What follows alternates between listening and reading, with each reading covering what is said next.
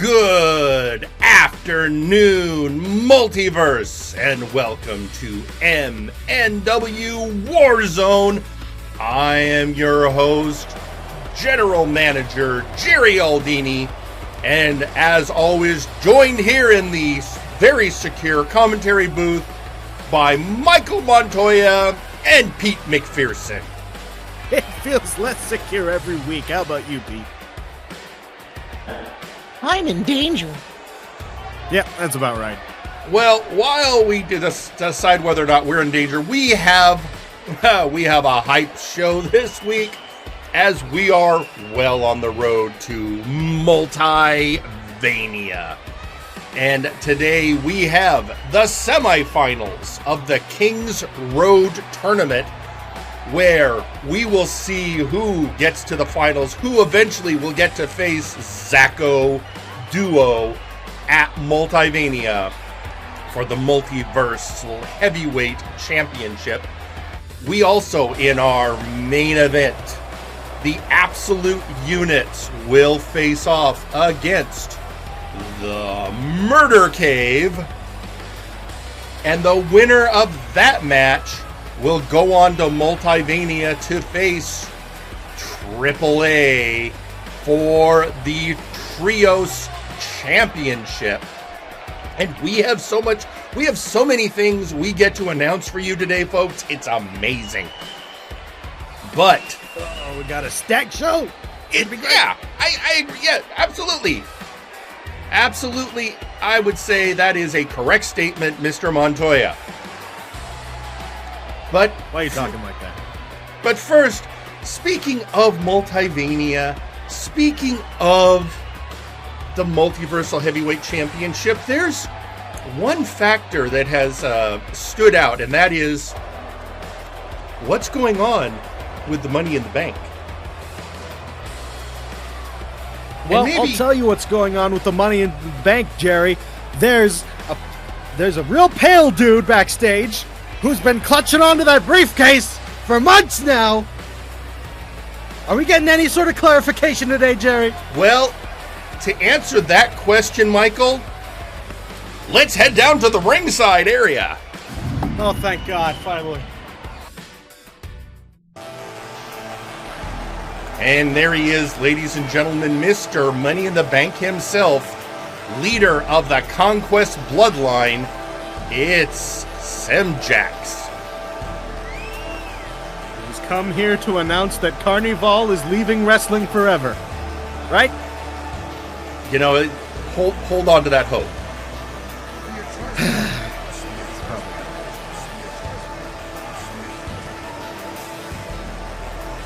And here we go. We are now about to hear from the quote-unquote trustworthy one.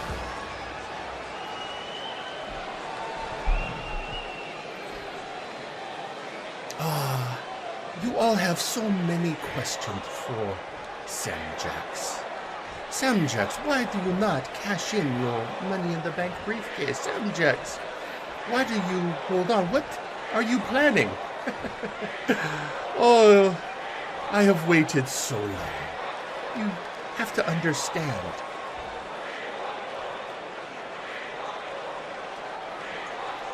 When you are immortal, as I am, time doesn't seem as a desperate a thing. You know you have all of the time in the world to do what you need to do. And that sometimes delayed gratification is the best gratification. Rest assured, I will eventually use that case, and I will eventually be Multiversal Heavyweight Championship, as is right and proper. So, fear not, there is a plan. There is always a plan.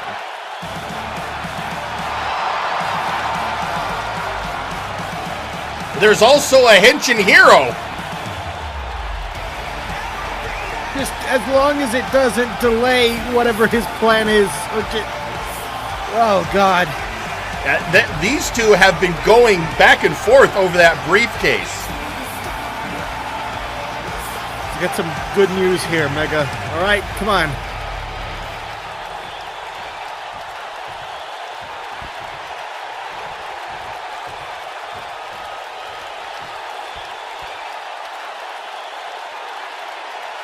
Oh, you got a plan. Right, like it's not obvious you're waiting for Multivania to cash in the briefcase. Yeah, big plan, buddy.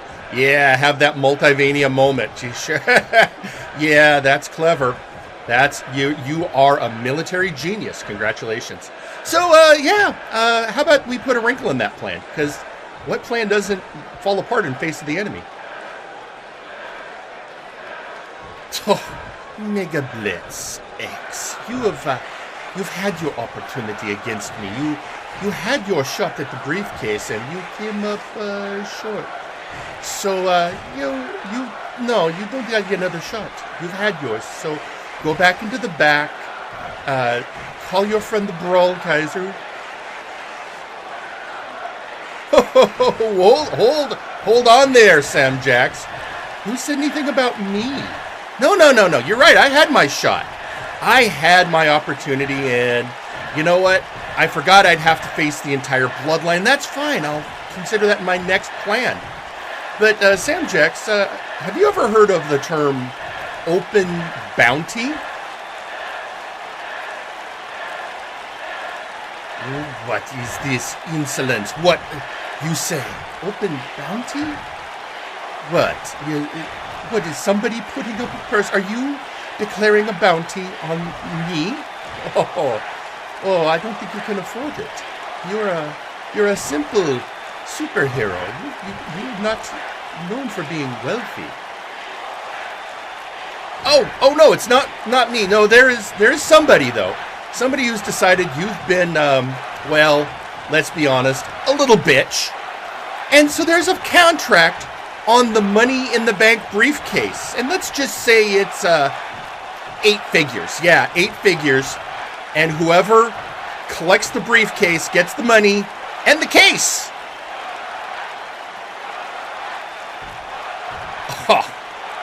Who would be so foolish as to do that? Who could? The only people that are rich enough don't care. I mean, I don't see Unklydunk coming after it. He's got his own concerns with the King's Road to tournament. Your janitor friend is no longer a man of wealth. Who else could it be? Well, you see, that's for me to know and you to try and figure out. Maybe you can find out and appeal to them to take the bounty off. But until then, well, it's open season on bloodsuckers. So I hope you have everything you need. I hope you have a will, right? I mean, vampires have wills, right? You know, it does not matter what you think you do, because I am no mere ruffian. I'm not like the outlaws, or what is his name, the little masked boy in the leather coat. No. I have an entire army. Oh, your army. Yeah, Little Bird told me a lot of them are going to be busy. There's other things coming up. You hope that works out for you. But in the meantime, I'm going to be watching you. I'm going to be watching the bloodline, because win or lose, I'm going to make sure you do not perpetrate your evil, and I will be waiting in an elevated place to take you down.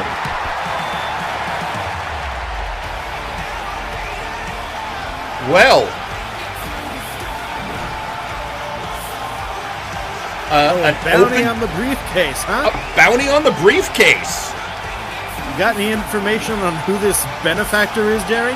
I don't. This is the first I'm hearing about it. I mean, it's not like Mega ran this past me before he went out to ringside. So, but, Mega knows something I don't. That's real curious. I can't, because like I said, Unklydunk is the only person I can think of with the financial wherewithal to get away with something like that. But yeah, I have no idea. So yeah, we're off and running. Yeah, no, I'm just waiting to hear. In the meantime, we're already hearing on this Mr. Butler's saying, keep the boss's name out of your mouth, you damn second-rate Edward Cullen. Wow. Yeah, I mean, okay. Jeez. I mean, that's... Okay. I mean, that's... Damn. That's cold. I mean, a second-rate Edward Cullen. But, yeah, meanwhile, you know, there's so much going on right now. We've... You know, apparently something, I don't know, something happened last week, Michael. Something involving the administration. I don't know what. Yeah, the use of the term doppelganger, or multiversal copy has been going around. I've just been hearing disruption and whatnot. So, but we have heard from part of the administration. So, you know, we're going to go to that right now. Ladies and gentlemen, let's hear from the MNW Legal Department. MNW Legal Department. Director Wheeler speaking. Mr. Wheeler, this is Site Manager Bonnie.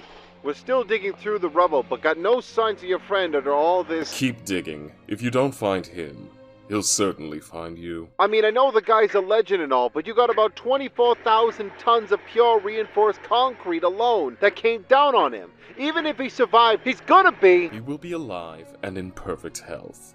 Just do your job and ensure he is found.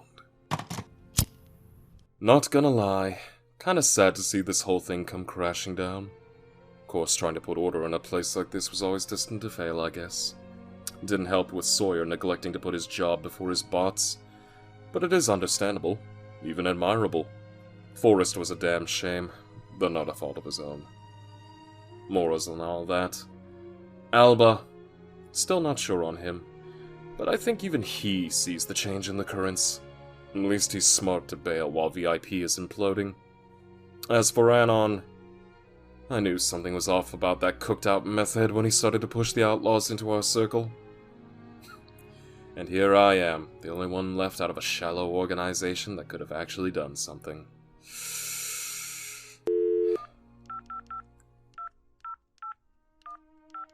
Phyllis, this is legal. Please patch me into Direct Line 1.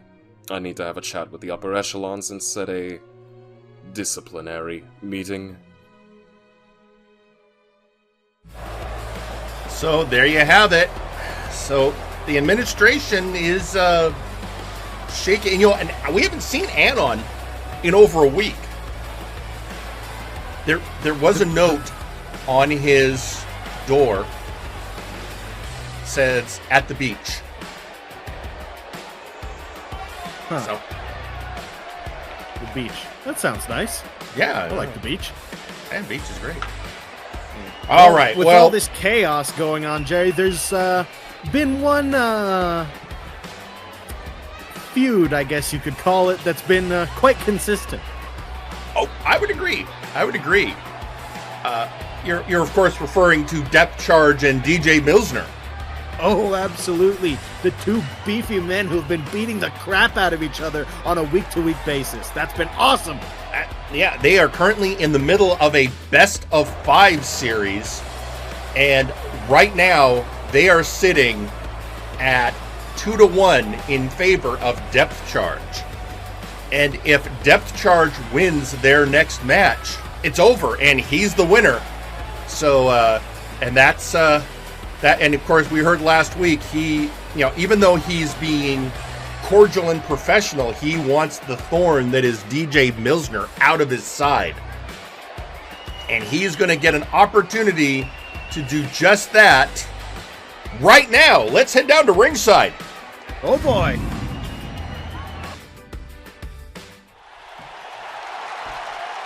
The following is your opening match and is scheduled for one fall. Introducing first, Depth Charge. And there he is.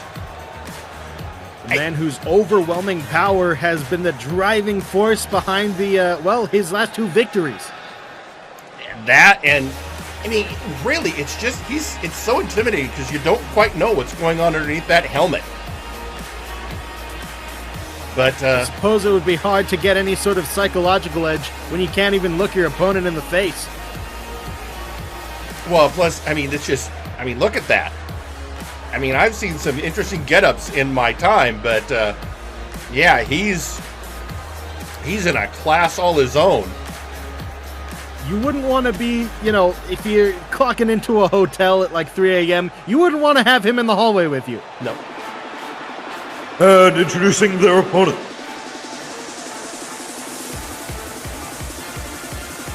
DJ Milzner.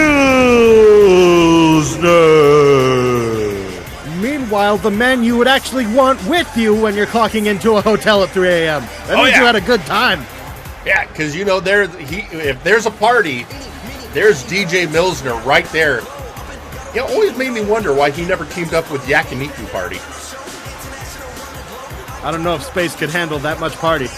Yeah, that'd be a little too much party. Maybe he needs to do an intergalactic tour.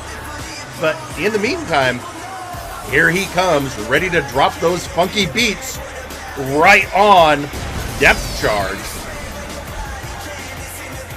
These two, of course, faced each other many times in multi-man matches and had a propensity for, eliminating each other. So they decided it's time to go one-on-one, mano-a-mano, hoss-on-hoss. For the 4th time today? This is the 4th in the best of 5 series, correct.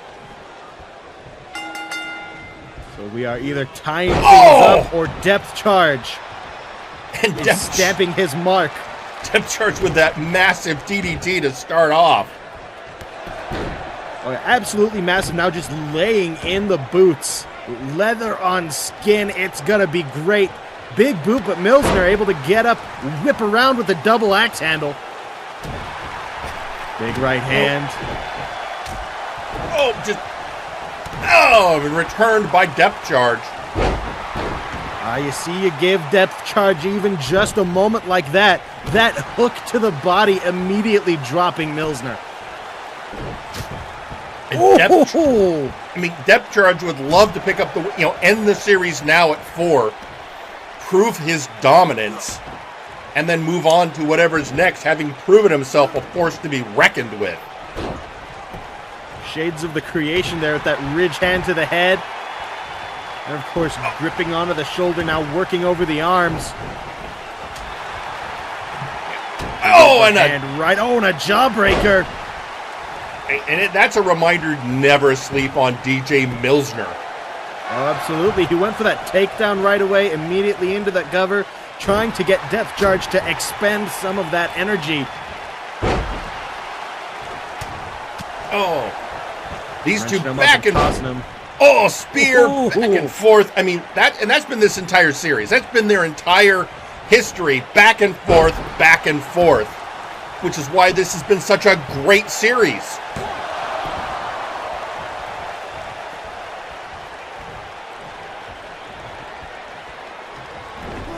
Milzner up by the head, whip into the corner. Oh, big shoulder tackle into the corner. I imagine a man that size could crack a normal man's sternum so easily. Oh, and a big toss.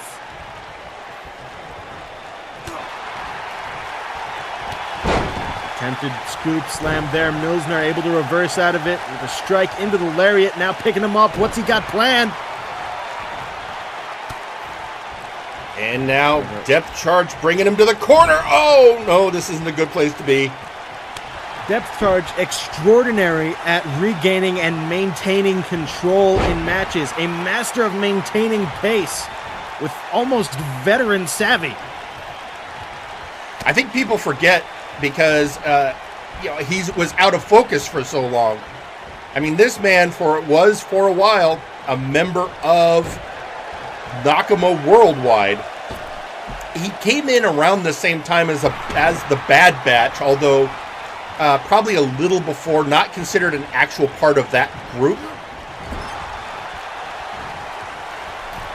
Now always working in the background, getting things done, and now he has a chance to prove it here on the main stage, up to the top rope. Superplex!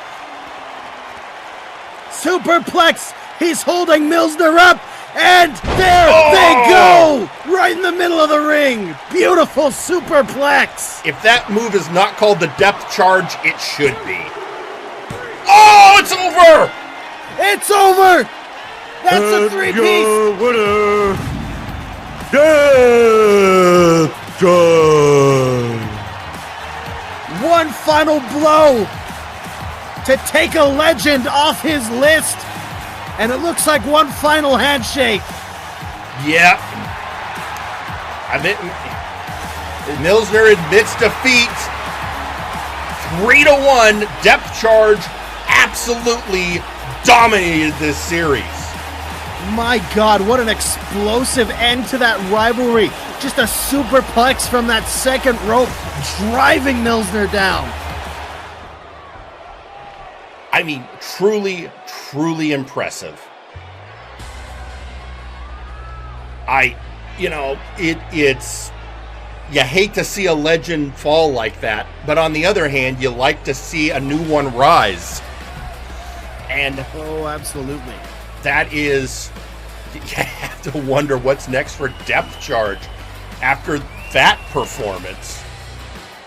And even though they don't like each other, and Depth Charge has gone on record saying he does not like DJ Milzner, but he is, as he pointed out, does not mean he cannot be a professional in the ring.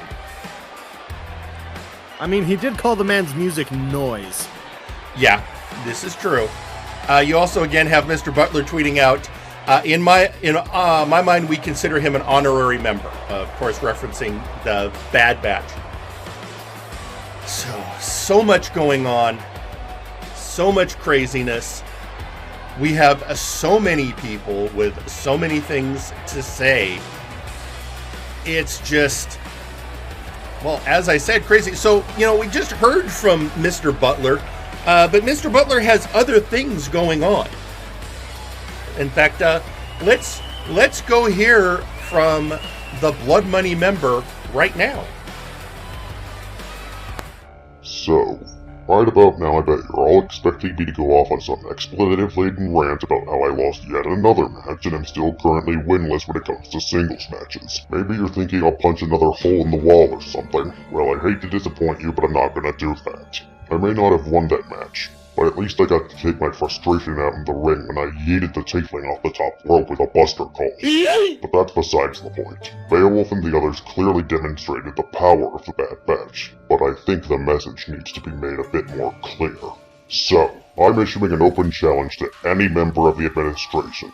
I don't care if it's Theron Eldrazi or if it's registered Anon himself. Just give me an excuse to go wreck her on someone's ass, and I'll show them exactly why they call us the Bad Batch. Now, what's next on the to-do list? Improve navigational systems on the SHNT model housebot. Go home, son. You're drunk. Give the tigers their baths. Oh boy, that's gonna take a while. Record voice lines for Trivia Murder Party 3. Oh shit, I was supposed to be in the booth 45 minutes ago! So there you have it. Butler calling out any member of the administration. I mean, the administration, which is already teetering, shall we say, and a lot of them are busy. I mean, the absolute, units, including head of finance Forrest the Fortress Wade, are in our main event as the absolute units face the Murder Cave for the #1 contendership for the Trios belts. Man, our wrestlers really don't like power structures, do they? They are a freewheeling bunch. Dr. Valbenomics, well, who knows what's going on with VIP, as we have VIP versus former VIP in the Kings Road tournament when the Beef takes on the Victimizer, Wilson. And it's just a mess to clean up, Jerry. Yeah, I'm sure everything's going to be fine. We heard from we heard from Legal earlier. I suppose there's Gore Wheel. If Butler wants to go that route. And the Outlaws have their own issues being currently hunted by Apex. So, maybe we can find some administration member. And one of them will want to pick up the challenge. Again, Bridge straight on, we don't know where he is right now. There's a note on his door saying he's at the beach. We haven't seen him in over a week. So, there you go. This was a mess when I peeked in there. I mean, it really is. Meanwhile, speaking of messes, well, chaos may be a better word. We have had a challenge to Sir McCheese's Big Oof Championship made by the constant nightmare, Constantinople. And we are now going to head down to ringside to hear from him about how he feels about that upcoming match. Head down to ringside, take a look.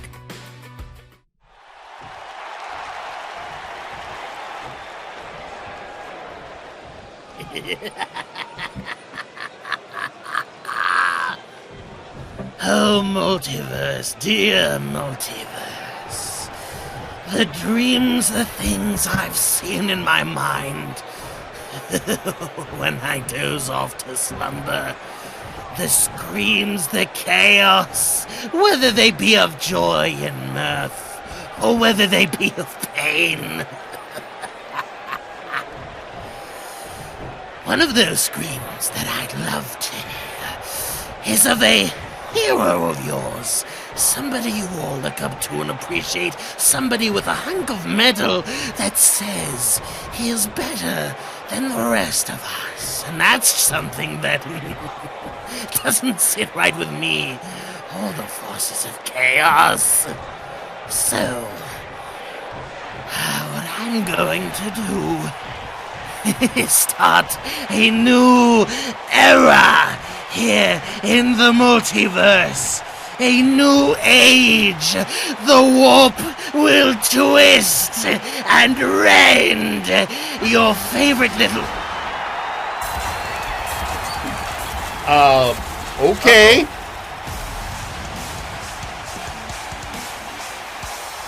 I know that music. That is a truck-sized man. A man-sized truck. If the man was as large as a truck, it's Malice. It is pure, unadulterated Malice. This is going to be... Well, what can he have to say to Constantinople?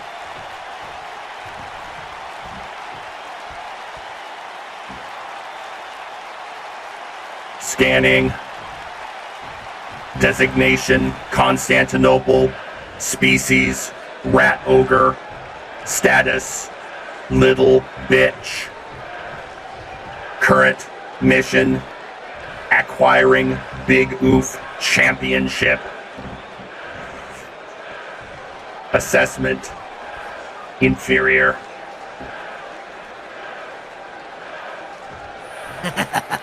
What a piddly little machine spirit in such a large tin can.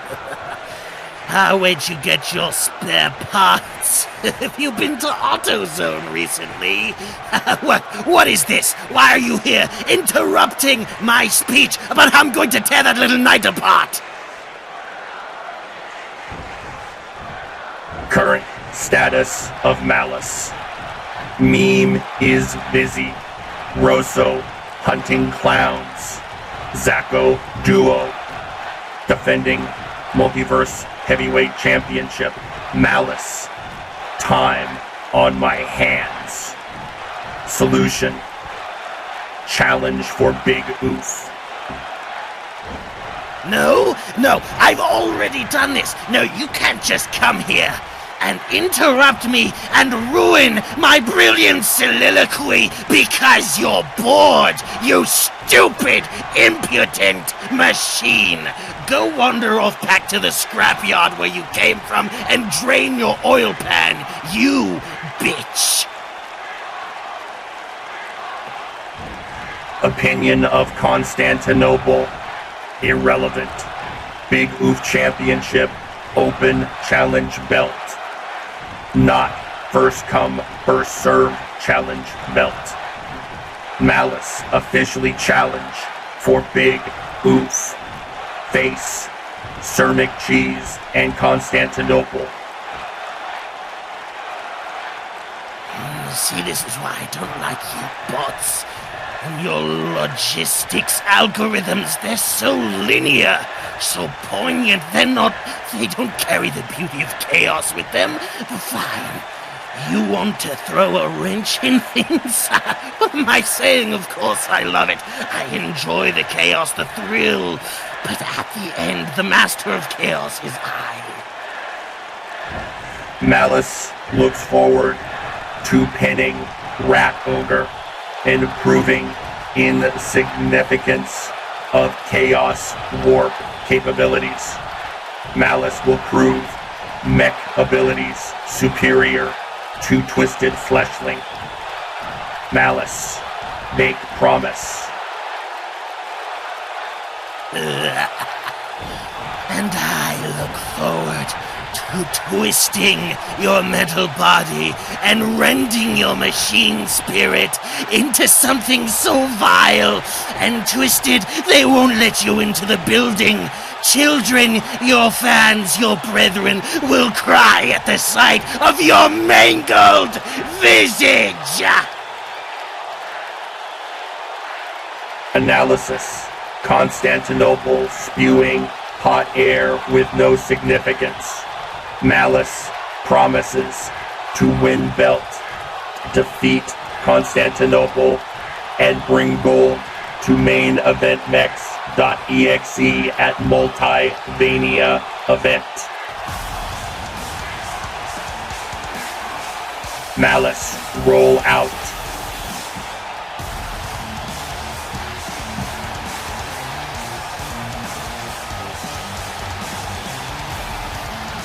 Okay, so,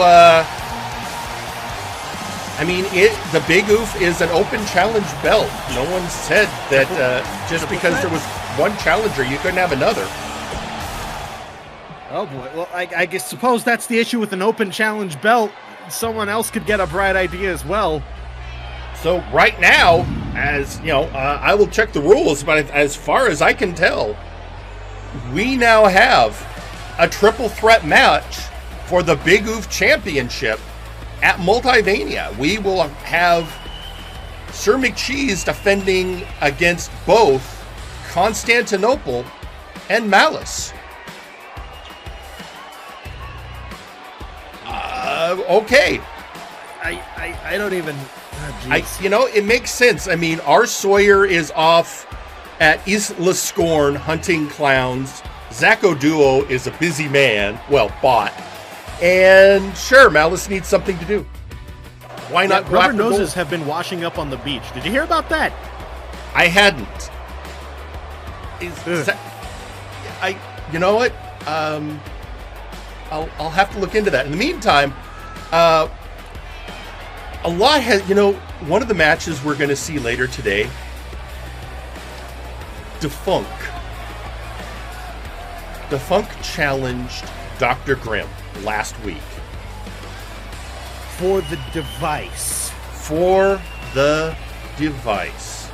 That delusional dancing cult leader challenged Dr. Grimm for a device that, for all we know, could just destroy reality. And Dr. Grimm agreed. So while his fellow members of the Murder Cave will be in our main event going after the Trios title opportunity, Dr. Grimm is going to be defending his ownership of the device against Defunct. But you got to ask a simple question. How does this affect the rest of Cloud9? Well, let's go hear from the Cloud9 members right now. Let's hear from Ignacio Cervantes and Sergeant Major Payne. We need to know from Payne if we're on the same page, because it doesn't look that way.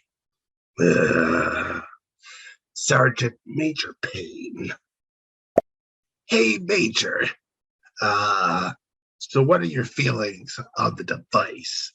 Oh, hey, Ignacio.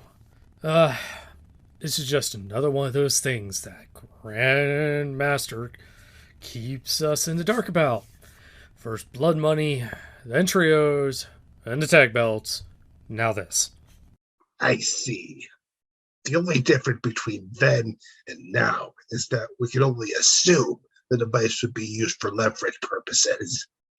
We don't know how good or bad it is for us. As far as I know, this is all just some ploy to get his name out there so he can try and talk up the Great Bull.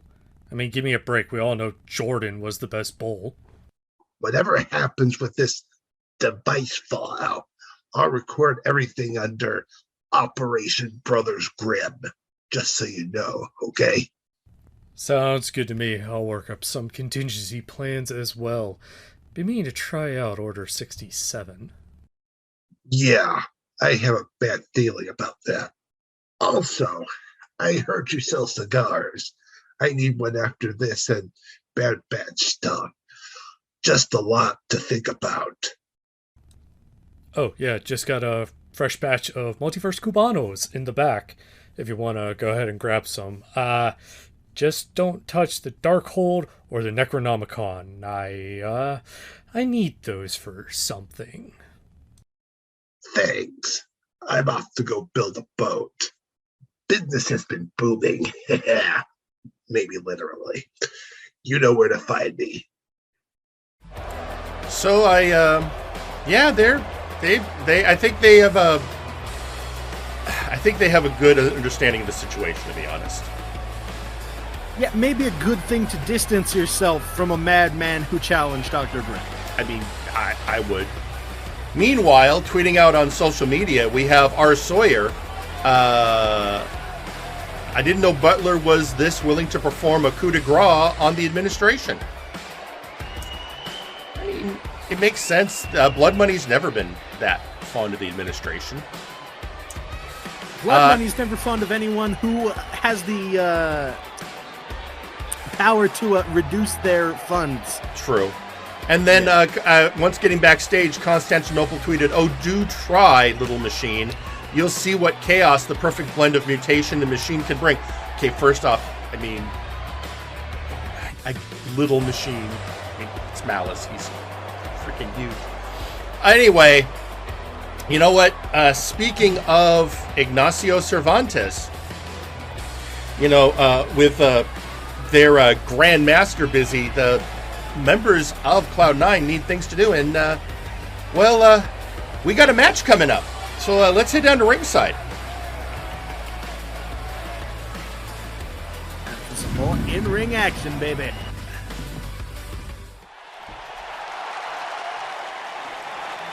The following match is scheduled for one fall. Introducing first,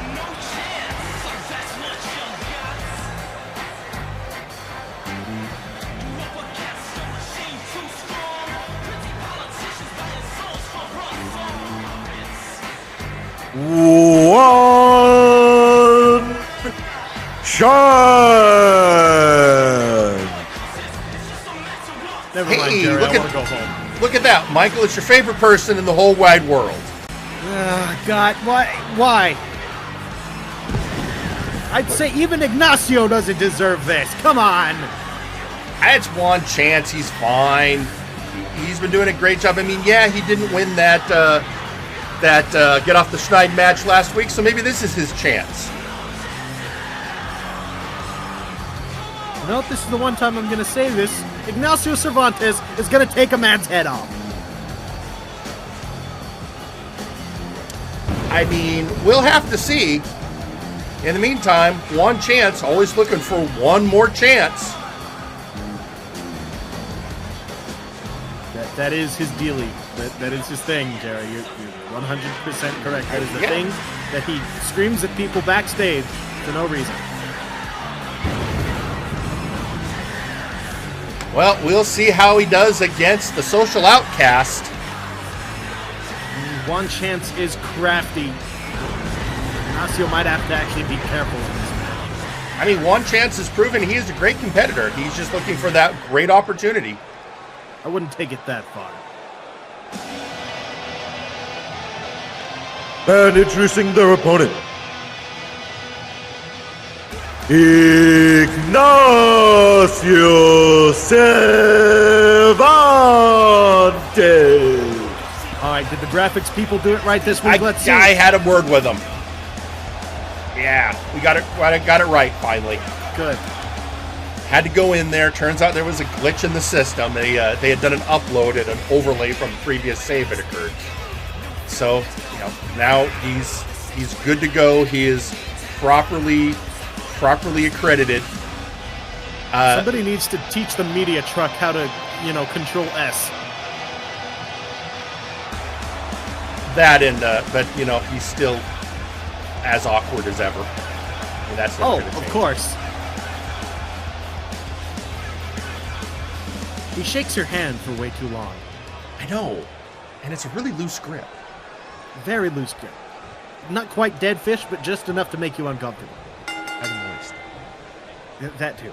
And the lockup. Oh my God! Immediately hurt. Just immediate runner. God damn. Well, that's One Chance for you.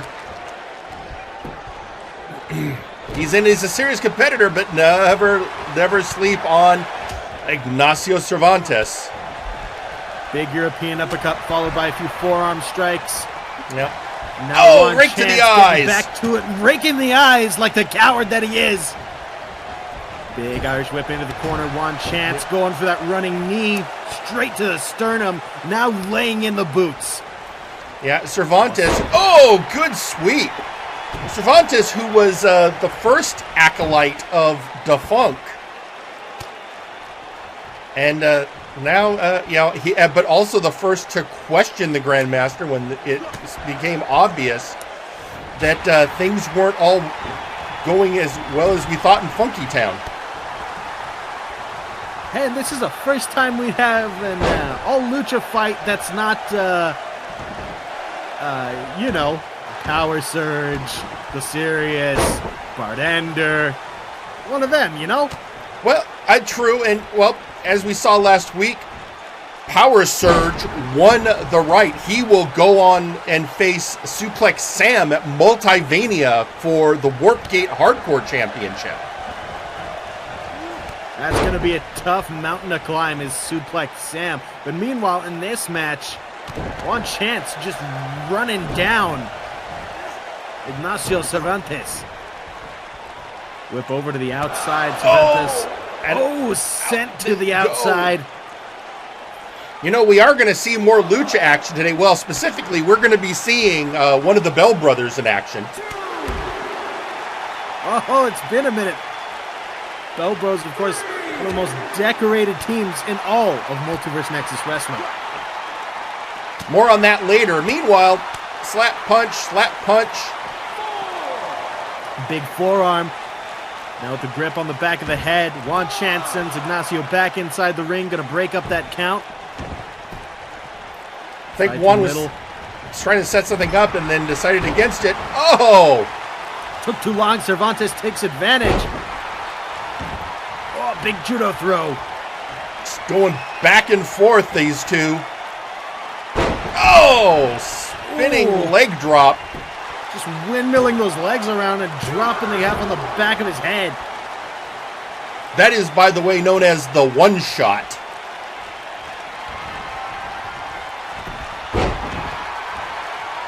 Big sweep there. Good pick of the ankle by Cervantes.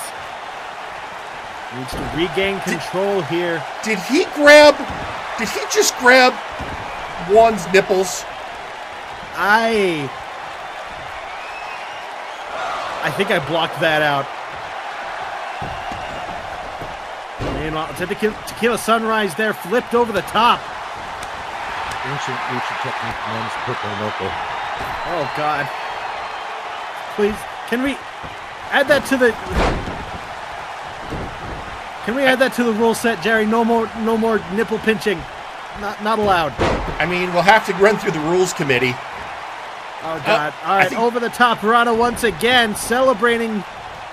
Cervantes trying to take things back up to his pace. Oh, going around here the world. Goes.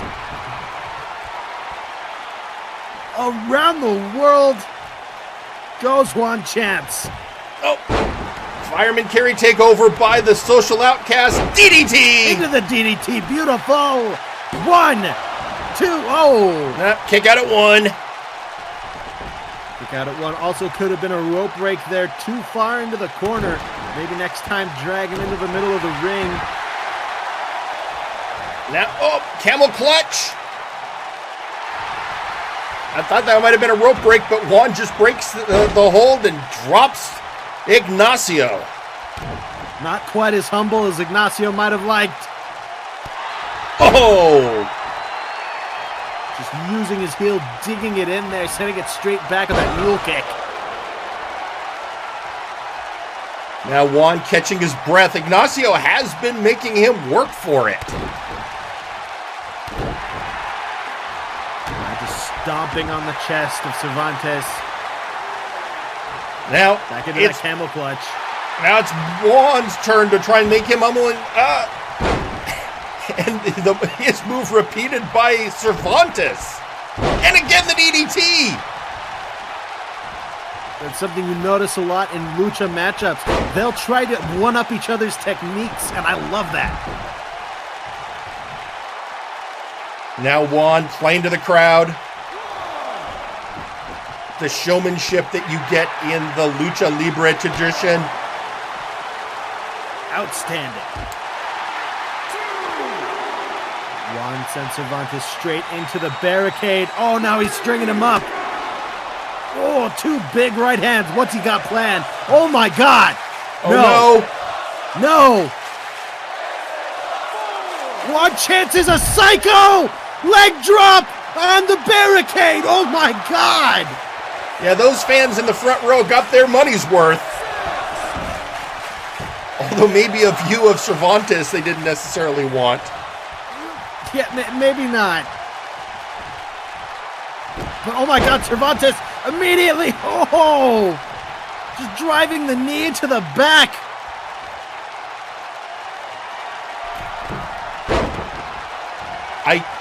Okay. I think he's just showing up. That's not how you. It's not how you show off, Ignacio. Ignacio, what? Ignacio, what do you? He's. Ignacio, maybe. To the left. To the left, Ignacio. To the left. To the left, Ignacio. Kill him. I mean, he's there. There we go. Okay. What was that, Jerry? I don't. It's recorded for all time. Michael finally making his way over to Juan Chance, just pancaking him there. Now he has it lined up over the top into that senton atomico. Yeah, the first 3 times were practice. And now Ignacio is trying to collect himself. I think his mask got a little twisted. He's trying to, yep. I understand. That would be I wouldn't want to, he's adjusting his mask. The last thing he'd want to do is lose it. Big right hand to the back of Juan Chance. Ignacio Cervantes taking back momentum in this fight. Now unloading right hands. Oh, and an uppercut. Beautiful uppercut there. And a sit-down powerbomb. Just yanking him up off those ropes. Goes to show. Going for that tequila sunrise. Tequila sunrise once again. Knee driven into the back. Good technique. Leg over leg. Locked on the top of that foot. Just out of reach of the ropes for Juan Chance. Is this it? Lost his grip. Lost his grip, or perhaps he thinks he's worn him out just enough to go He did for the pin. And your winner, Ignacio Cervantes.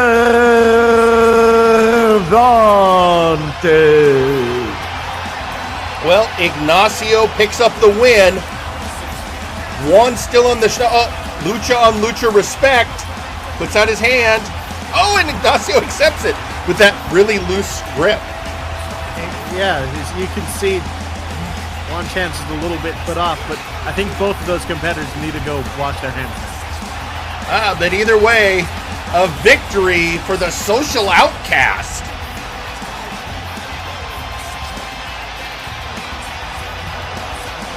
So, that's got to feel good. He hasn't actually had a victory since he joined Cloud9. And would you look at that? The moment they distance themselves, a victory. Things start looking up. Well done, Ignacio. Not words I necessarily thought I'd find myself saying. No, it feels weird, doesn't it? Really does. Yeah. He's not even here, and it still feels weird. It's just, yeah. Well, hey, what? Okay, hang on a second. I'm getting a message from Phyllis. He's what? You let him go. Sure, let him do it. I'm fine with that, Phyllis. Let him come to the ringside. We got somebody coming down the ring with something to say after that match. So, you know what? No further ado. Let's go down to ringside.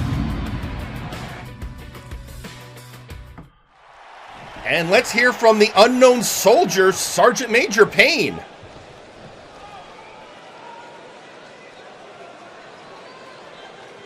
All right, do you guys see it now? Do you see it, Defunct? Do the rest of you see it? We don't suck. We're great. We're goddamn awesome. When we're not being paraded around next to a big blue idiot who doesn't know anything.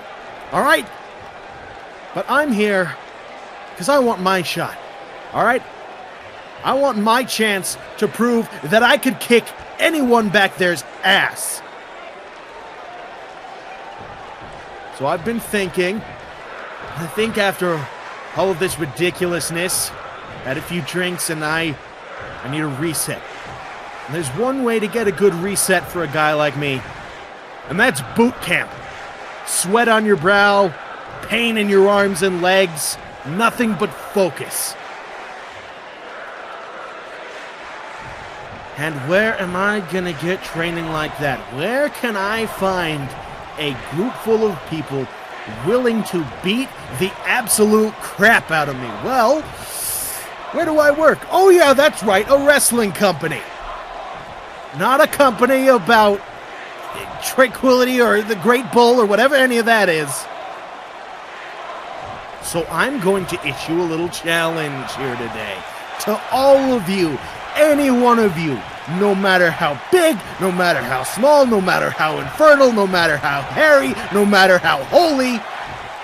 This is Sergeant Major Payne's Boot Camp Open Challenge. To any one of you who wants a chance, get it? All right, no, well, come out here and just try it. Just try to take down Sergeant Major Payne and see what happens. Feel the pain that I will bring down upon you, and hey, maybe help me out with that little reset I got going on.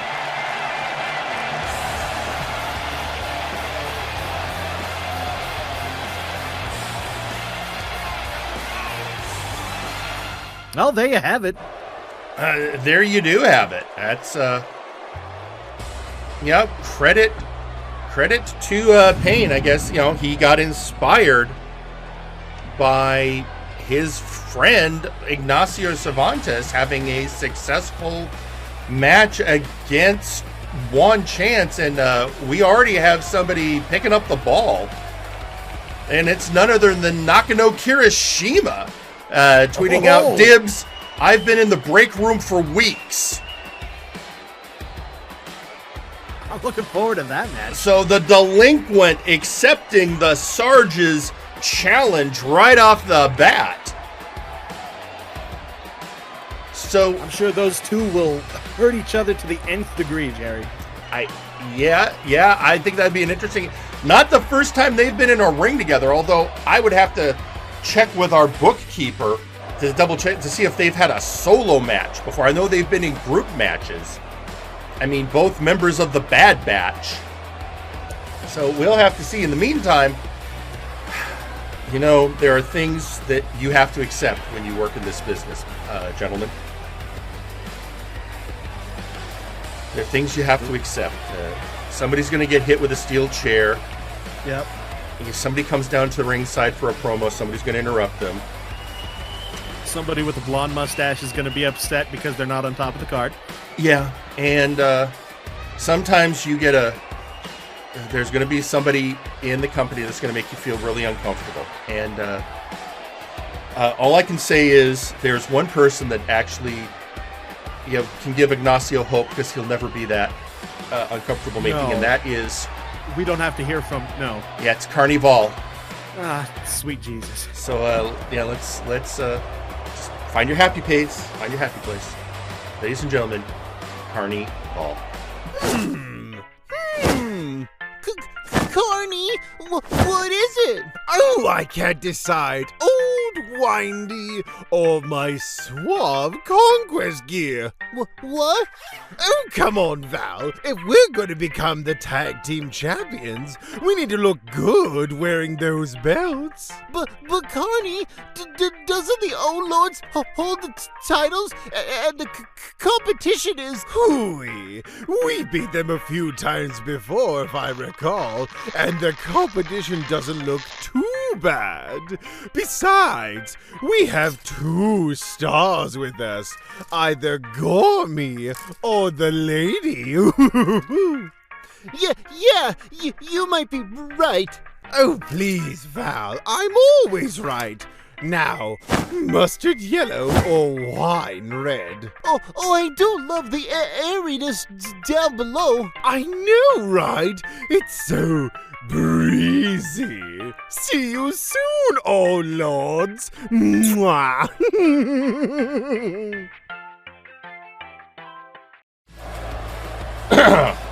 Carney, go with the red outfit, please. For the love of all that's holy, go for the red outfit. Please. And we're getting a tweet from R. Sawyer. Here's Carney's promos and cocks a shotgun. And that's R. Sawyer, not A. We haven't heard from H.R. Sawyer since he and R. I think H.R. Sawyer's gone. I think we just have R. Sawyer. Did you check the dumpster last week, Jerry? You know, you'd have to ask the janitor that question. You might want to check the dumpster. I want to check with the janitor, yeah.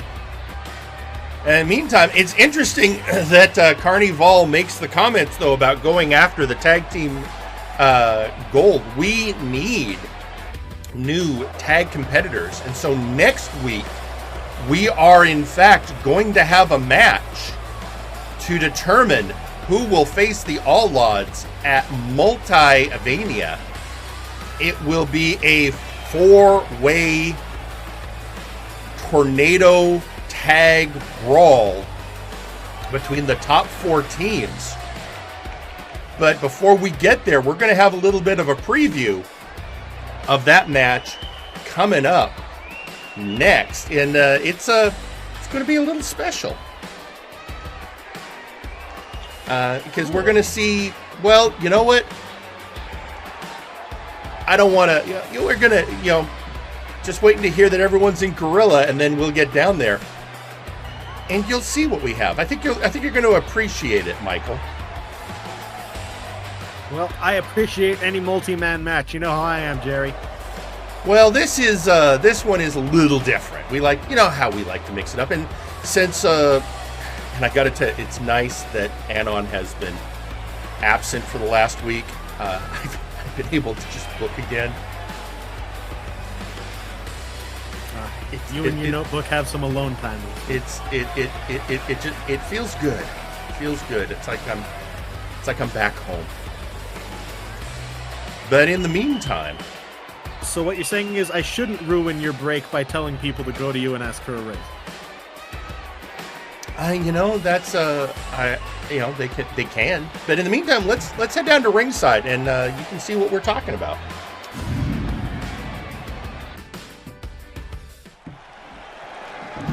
The following is a tag team match scheduled for one fall. Introducing first,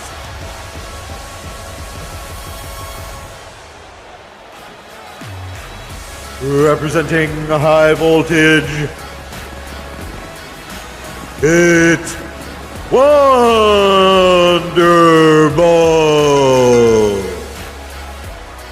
And here he is. So who else from High Voltage we getting? Well, this is a little something I'm calling the tag team scramble. We have 4 tag teams who are going to go up next week to earn the right to face the Outlaws. So we're having a tag match featuring one member from each of these teams teaming up with each other going into next week. Jerry, you diabolical old fart. That's brilliant. And we're starting out with this man, Wonderball of High Voltage.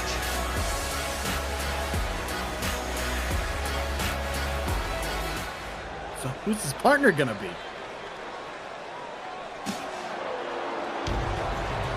And introducing their partner,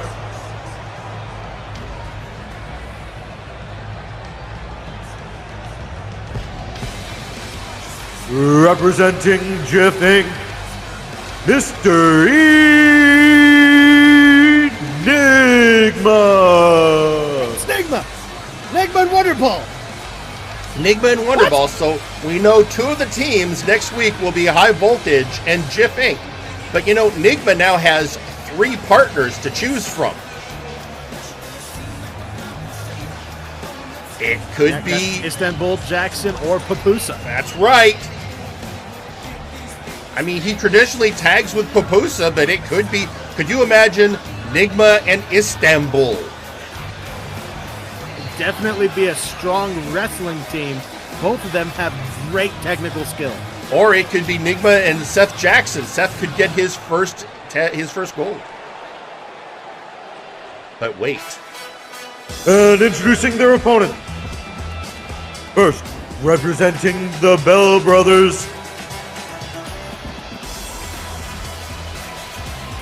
Flyboy Bell. Strange seeing him. He's gonna tag with someone besides his brother. Has that ever happened before? I mean, he used to be in a tag team with Dagrick, known as Rhythm and Blues. Back in the day, before Strongman joined the Fed. It got broken up when Dagrick was sent to the Inquisition prison, which led Dagrick to becoming the Dagger. But yeah, Flyboy Bell with a mystery opponent a mystery partner who will be his opponent next week. It's a great way for the competitors to scout each other out as well. And introducing their partner, representing the Conquest Bloodline, Gorm. Well, he has a strong man in his corner. Yes, he does. And there you have it, folks. Next week, Conquest Bloodline versus the Three Kings versus Jiff Inc. versus High Voltage. We may not have had an 8-man match today, but I'd like to say what the fans are saying, and that's, oh shit, it's Gorm. So that from Carnival, we know Carney wants to go after the belts, and here's his, and he's usually the one that tags with Gorm. Please wear the Conquest outfits. Please wear the Conquest outfits. Can I leave work early if he wears the chaps? I might go with you. Anyway, we got a match. It's happening right now. So we are starting out with Wonderball and Flyboy of a confusing start there for trying to embody Carney maybe a little bit, make Gorm feel at ease. I don't know. Well, and here's the thing. We just recently had a series between the Kings and Voltage. So these two know each other very well. Some open wounds, perhaps. Yeah, I'm sure they're actually sick of facing each other at this stage. Beautiful roll through by Flyboy into that knee. And we still, ladies and gentlemen, this is just for those of you keeping record at home, this is only the third match. We still got plenty more to go tonight. We still have coming up Defunct versus Dr. Grimm, Unklydunk versus Nice Ice in the Kings Road tournament, The Beef versus Wilson in the Kings Road tournament, and in our main event, the Absolute Units face the Murder Cave for the #1 contendership for the Trios Championship. Sounds like a pay-per-view level card, Jerry. I mean, as we approach Multivania coming up in just a few weeks, just about a month, in fact, from now, you got to get ready. Also, really quick reminder for everyone as Flyboy and Wonderball face up. Oh, he's got him in a headlock. For those of you wondering what happened, you're not crazy. There was no flashbang last night. Had to be preempted. This week, Friday night flashbang will be Monday night flashbang and will take place at 5 p.m. Monday night. We got a tag made out to Enigma. On a standing facebuster on Flyboy. Yeah, good transition from that capture into the facebuster. Now he's got Flyboy set up over the top into that jawbreaker. Yeah, oh, and he comes again. Here we go. It's not. There you go. Flyboy is on fire. Flyboy Bell. The Bell brothers. Wrenching the arm. The Bells would love to be the two-time tag team champions. I wouldn't mind that myself, Jerry. Wonderball. I don't think Wonderball has had belt yet, so he and I am assuming it would be Leonid would love that shot. Of course, Nigma has never held the belt. Gorm, on the other hand, has tasted gold, and I'm sure would love it again. So all of these teams hungry for that shot at going after the All Odds and their unified tag team championship. And here comes Gorm. Oh! Way to set things up, though, Jerry, that they're going to have to work with people, that they're going to have to fight. It's always a great way to mix things up. Because you have to wonder, will there be betrayal? Because either, probably get an extra shot in. Maybe injure your opponent beforehand, but it might cost you this match. And next week, they have to try and win in one of the hardest environments. An 8-man, 4-team tornado tag match. It's going to be absolute chaos. And I think Nigma and Wonderball were arguing right there. Perhaps Wonderball wants the tag, wants a shot at Gorm, but Gorm, Nigma's offensive, not enough, laying down chops and boots. Oh, spinning him out into that pile driver. The leg. Drops down onto the knee. Kick to the back there. Duck under the lariat. Nigma using that speed to try and stay ahead of Gorm, and it's working so far. I mean, that's his best advantage right now against Gorm. He's not going to outpower him, so he's going to have to outmaneuver him. I'll take advantage of that movement. Oh no, lining him up with the... He's got him on the ring post. Oh, he's hanging him out. Oh my God. Again, this is great strategy if you're facing an opponent as powerful as Gorm. You trying don't to rip his legs out of the sockets.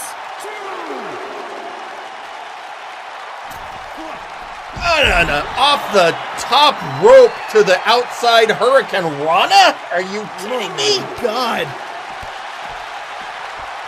I think even Flyboy's got to be impressed with that one. Oh, and a dragon screw. Again, working on the legs of Gorm. Great strategy by Enigma. But of course, Gorm, a very durable competitor. Oh, and bounces Enigma's head right off the ring apron.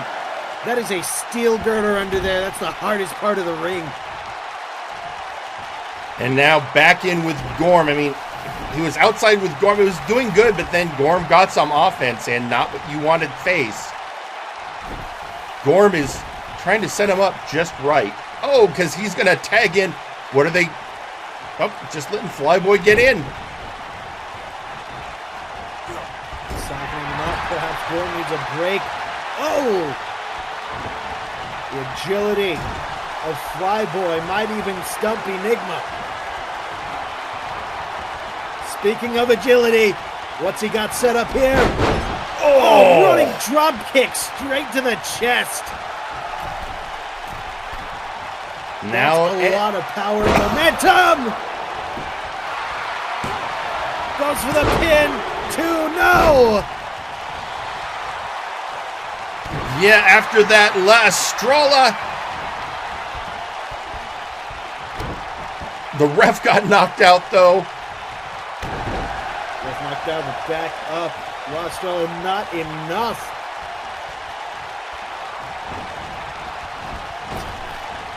And denied. And headbutt. Nobody called. All good. Roll through. Grabs a hold of the leg. Oh. Again, Here we got that locked in. That could have been night-night. As we know, Mr. Enigma's style, he focuses on leg submission. It's his specialty. Going for a pin. Kick out at 2 by Flyboy. Well, maybe that's why Gorm went for that tag. Oh, and again going for that TJP clutch, but again, Flyboy getting out.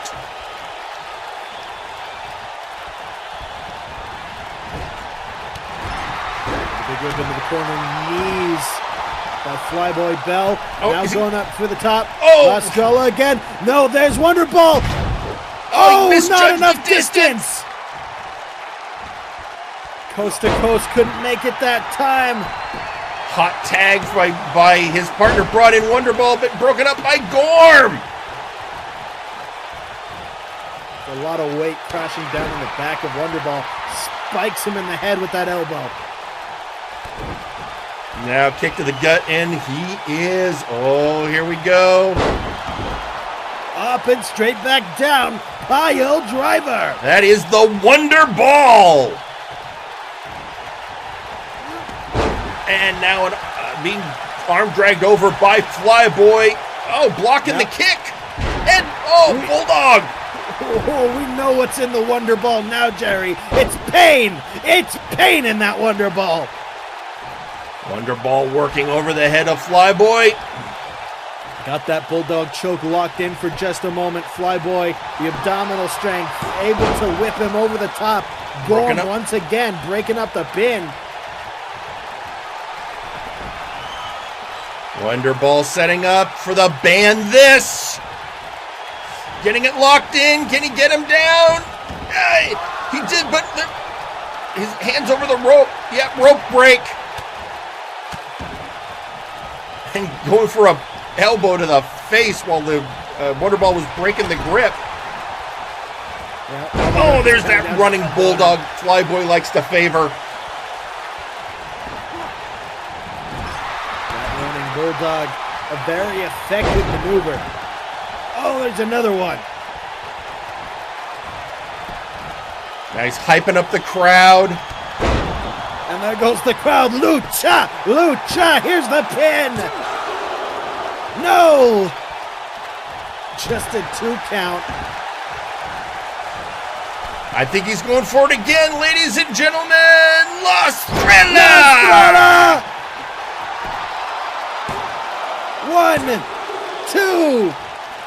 Oh my God. Wonderball living up to his name like he's made out of rubber.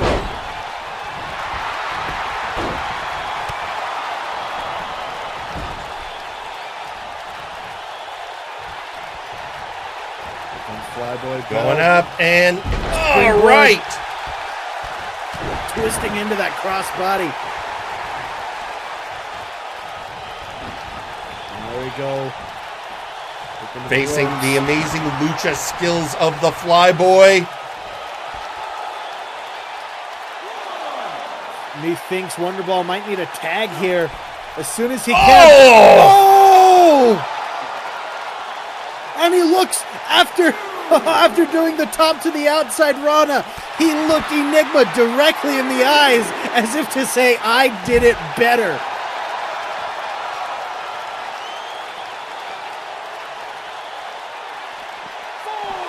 Back in the ring. Wonderball back in. This is top form for Flyboy Bell. Oh, reversed by Wonderball. DDT. Oh, I think he busted the bell. In comes Nigma. That elbow was a desperation maneuver on the part of Wonderball, but just enough to get Nigma back in the game. Picks him up, locks those legs up, and slams him on the ground. Yikes! Flyboy needs a tag desperately. Caught completely off guard by Enigma and that sudden offensive by Wonderball. That just shows you what a tough competitor, and oh no. No, he already did this to Gorm.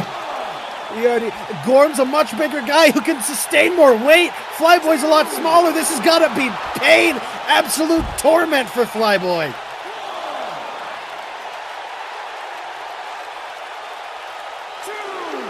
Nigma catching his breath after just putting a torturous hold.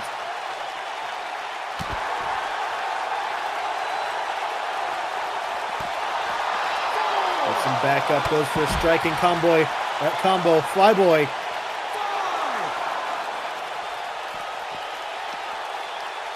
Put a stop to it. Back inside the ring goes Enigma. Oh, Flyboy getting some payback. 8. That's up to an 8 count. That twisting net breaker. They need to get back inside the ring. Up to a 9. 2. Nope. Ref counted that as a break with having Nigma in the ring. Just hanging Nigma up was enough. Oh, elbow strike. Elbow.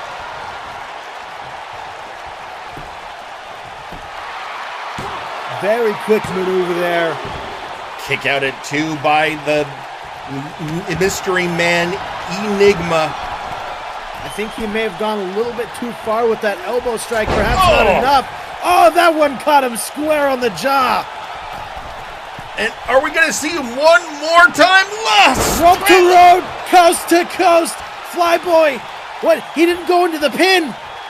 He needs to go into the pin. That could have cost him the victory. Break up by Wonderball.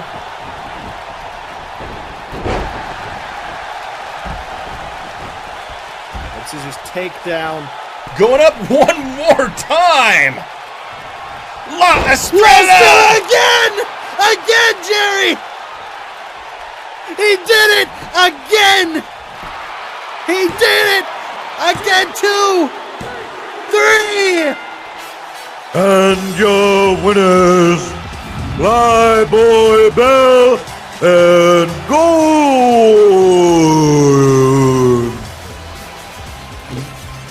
Well, what a team. But Gorm telling him, all right, we won this week, but next week you're mine.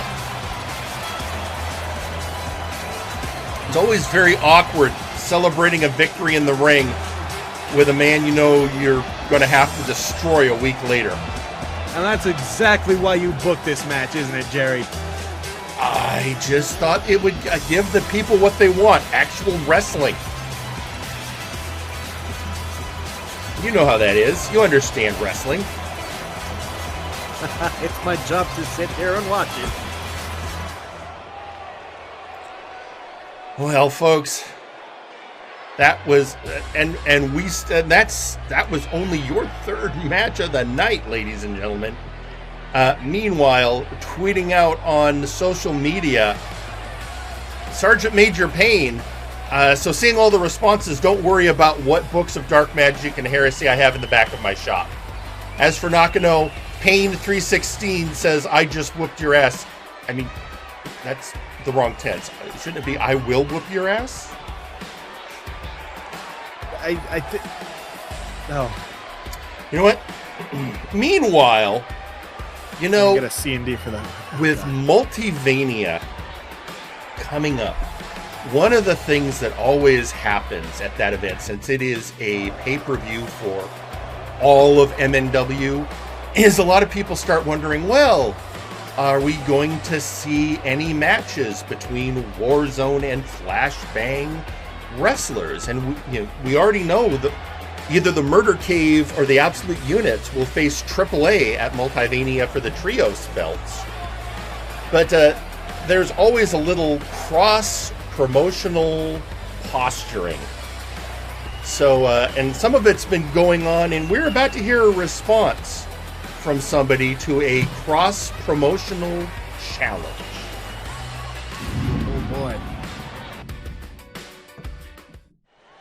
Specifically the Mad Lad of London, Gingerboi.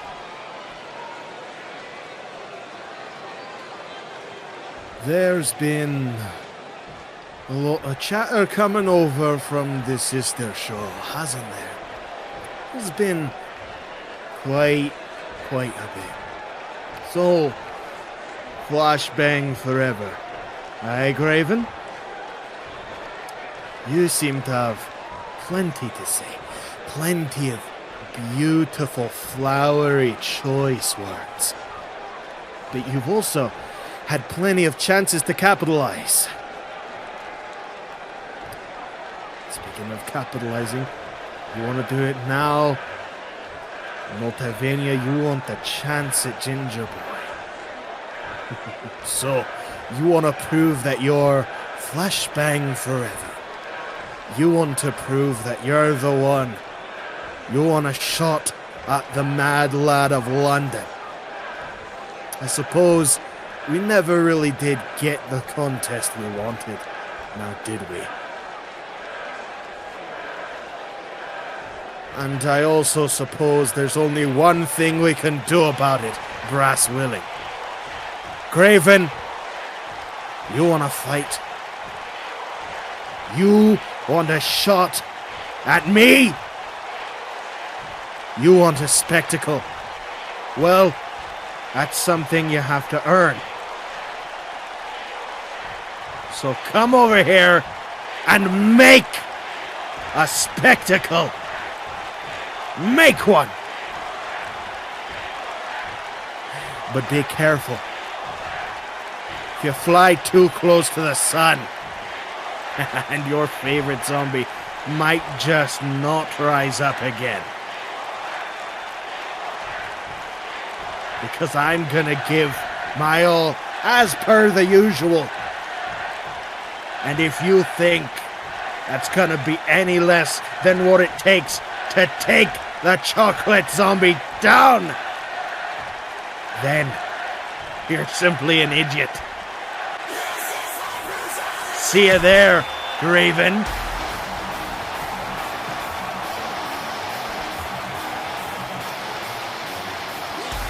Well, there you have it. Gingerboi answering the challenge to Graven. He's down, and the best place to do it is on the biggest stage of the year. It is on Multivania weekend. So, ladies and gentlemen, we have an amazing card still to go tonight. But before we get there, we have so much to do. But part of that, well, folks, you know, we have to pay the bills somehow.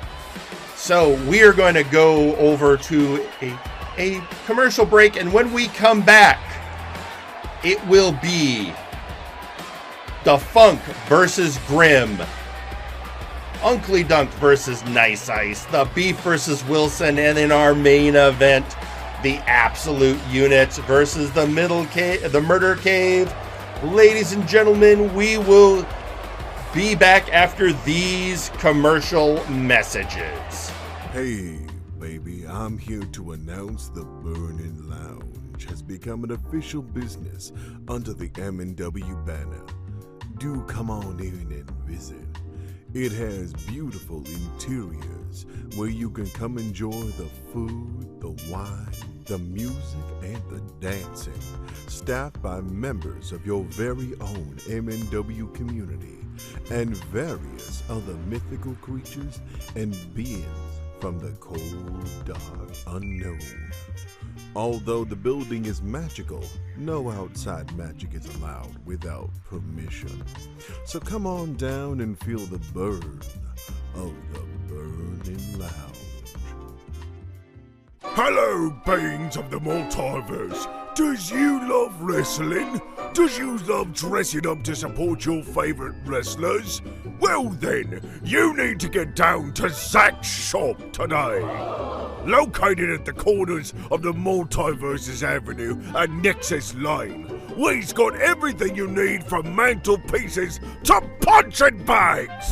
No other store in the Multiverse has as big a selection as I's got with as low prices. If you think that's wrong, then you're insane! So come on down to Zach's shop today, or visit the website. And if you're not down here for our sale, I'll take me shooter and blast a hole right inside your... Hi there, I'm MegaBlitz X, former two-time tag team champion and Big Oof champion, and spokesperson for the Omega Pub. We at Omega Club created the pub as a means of leaving the drama and workplace stress behind so the wrestlers and staff can just sit back and relax, have a nice drink, and reinvigorate themselves for the next day. We've got your favorite brands of drinks from across the multiverse, karaoke nights on Fridays, and pay-per-view viewing parties, now in our new mobile bar truck. But don't take my word for it, here's some comments from our fellow wrestlers. After a hard day in the ring, and an even harder day deciphering the eldritch hieroglyphs of someone's bank statement, Omega Pub is a calming place to visit. Even the bar fights are relaxing. Sparrow here. I give Omega Pub an enthusiastic 2 super thumbs up for service and a friendly atmosphere, and great drinks made to order. Take it from the 3-time, 2-time, 4-time champion of cracking back that creature. The Omega Pub serves the finest drinks. Omega Pub, where the champions drink. Have a deadline to make, but it must be done by morning? Feeling the midnight oil is not enough. Try Midnight Sun, the shot of energy you need to be temporarily nocturnal. No chemicals, no sugar, all natural ingredients. Comes in flavors such as Crimson Cherry, Graveyard Green Apple, and Howling Blueberry. Midnight Sun. Become one with the night. Warning, do not use more than 2 shots in 24 hours or you may become hypersensitive to UV rays. Have you ever felt alone? Full of anxiety? Depressed? What is a hots fight? What is your mother's maiden name? Where is your mother right now? Do you ever go to a pub or lounge that doesn't serve chips? Apparently you do. Introducing Ignacio's Nachos, made of the finest ingredients from New York City. If you're looking for a nacho with a kick that's unexpected, try Ignacio's Nachos. Find them wherever fine nachos are sold. Ignacio Cervantes is not affiliated with the Spanish Inquisition. Thank you. Hey, you flabby liquid ape! Are you tired of breathing normally like a punk? Do you want to take your oxygen straight to the head? Try a fresh can of canned air! Scientists have agreed that breathing may or may not kill you. Don't risk it today. Buy a can of canned air. When life says you can't breathe, tell them that you can. Canned air.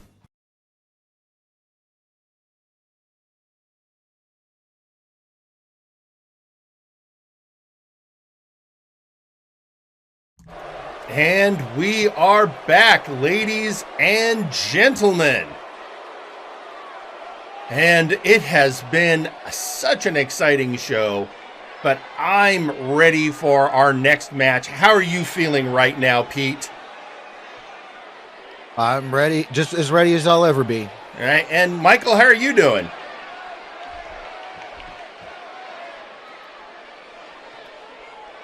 Michael? Michael is speechless, ladies and gentlemen. Michael is stunned. Oh, I think I know why. Wait a minute, Michael. It's okay. It's okay. I see it too. There's a warning coming out. Warning, warning. This is Doomsayer. The automated alert for the device operations of the device has been set to overdrive, and the deactivation option has been temporarily disabled. Take emergency measures immediately. No, we have a match with Dr. Grimm coming up. Don't do that. And oh my God. I think Michael has is looking for cover.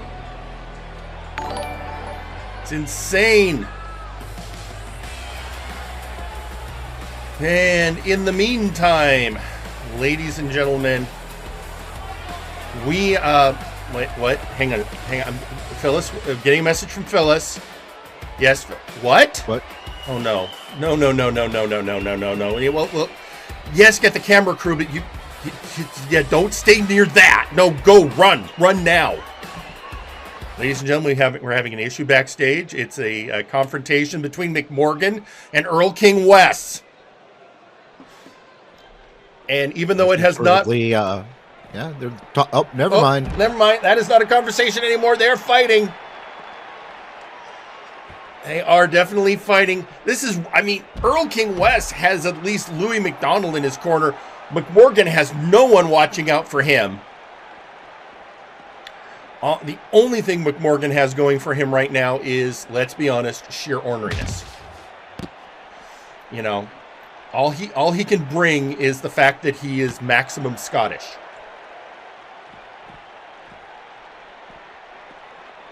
And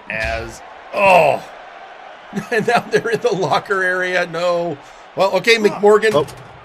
That hardcore skill coming in handy in situations like this.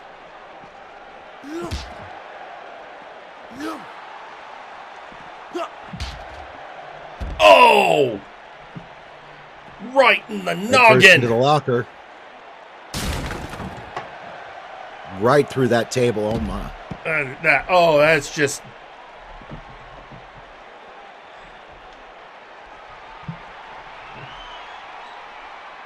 And, neck breaker. Almost an ultimate neck breaker in a lot of ways. There, I said it. Ooh. Oh, you're okay, Pete, you're back? You're okay? Yep, I'm fine. I just, I went backstage to grab something. This kicked off, and I had to sneak around. Oh, okay, no, that's fair. I thought you were freaked out because the device is active. The device is active? Yeah, apparently the device is active and in overdrive. Oh, God, it turned on while I was using the bathroom. That's not good. What does that mean? Am I going to be okay? Are any of us going to be okay? Let's focus right now on Erlking Wes going after McMorgan. Again, you never know. Louis McDonald could be hiding around any corner. You could be ready to take out McMorgan on behalf of the fake king. Oh, big elbow. Straight to the face. McMorgan holding his own.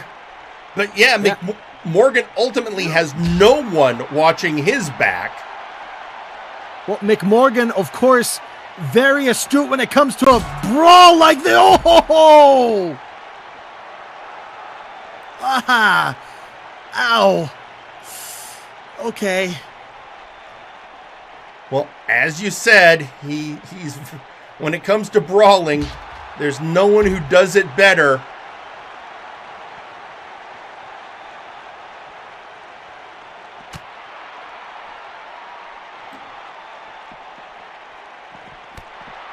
I think my monitor is a little. There we go.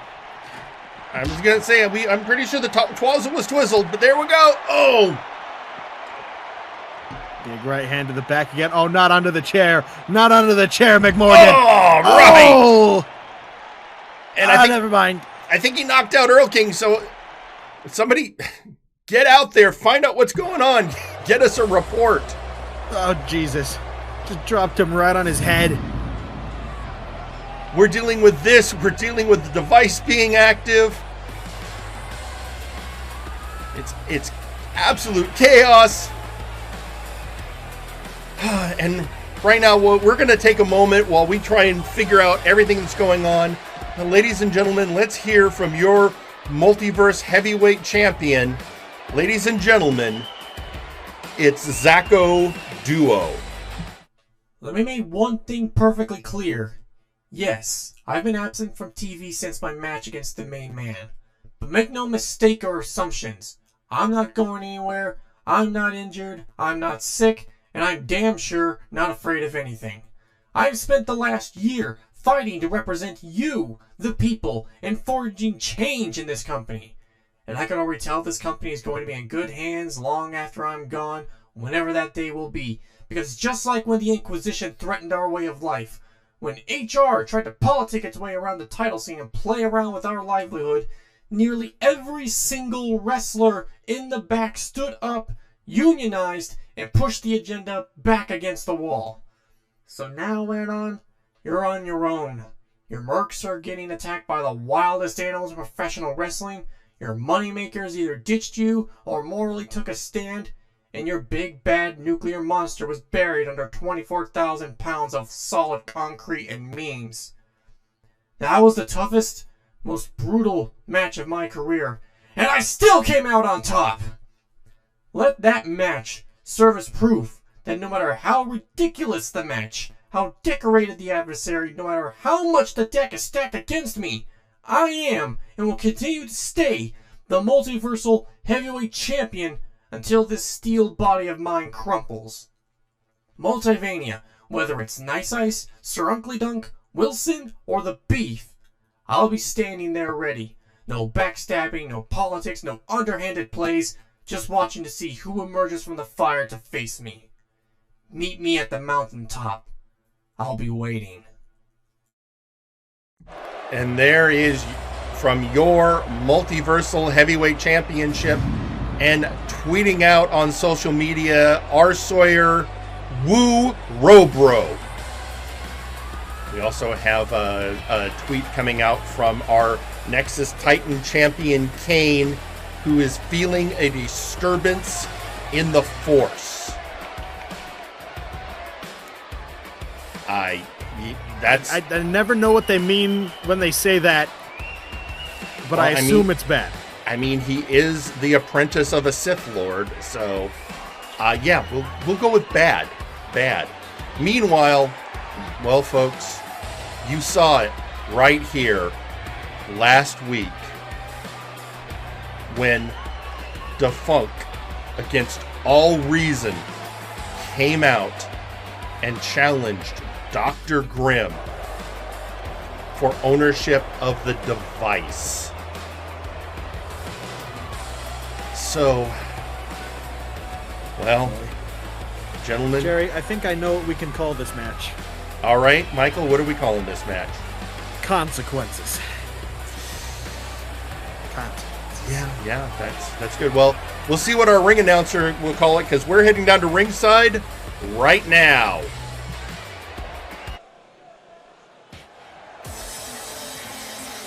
The following match is scheduled for one fall. Introducing first,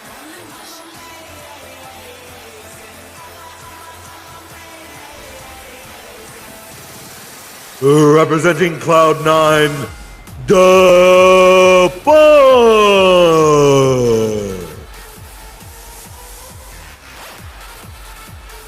What Cloud9 is he representing, Jerry?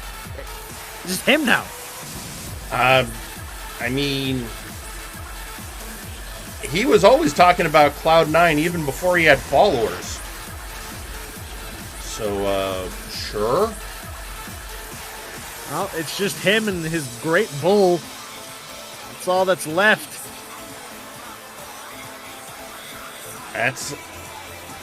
Yeah. I mean, Ignacio sat down in his own pain, clearly done with it, doing his boot camp open challenge. And Defunk trying to redeem himself before the Great Bull. Or he is one with the funk and the funk is with him, as he likes to say. Need we all remind you that the device is active. And in overdrive, if we are to believe the alert. And introducing their opponent. Representing the Murder Cave.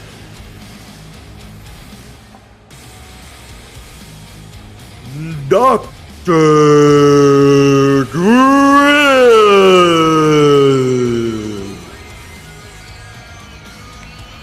And there he is. Dr. Grimm. The man who built the device, who we don't know what it is, although it has something to do with whatever this secret of the multiverse that he and Dr. Caliban have been racing to understand and harness. We don't know much. It's a terrifying thought that Dr. Grimm potentially has won a multiversal arms race. That's a terrifying way to put it. Thanks, that will haunt my dreams. Well, you never thought about it like that? You know, logically, Jerry, I haven't been able to sleep for weeks. Well, there's an answer for that. Pure grain alcohol. Yep, that's about right. Then in the meantime, Dr. Grimm versus Defunk. Or I could get one of the other Montoyas to take my place for a week, you know, that'd be good, right? Right. Let me do that. That's they'd have to go through HR, and they're busy. They're missing right now. We don't have any HR right now. God, and off we go, Dr. Okay, immediately, just a flurry of offense. Big right hand to a backhand. But Dr. Grimm's got to be careful. No matter what, Defunk is deceptively dangerous. Defunk has tapped out some very terrifying people with the wiggle. That wiggle is a godslayer, if you will. Big neck breaker there, whipping around. So it's going to be essentially the wiggle versus the claw.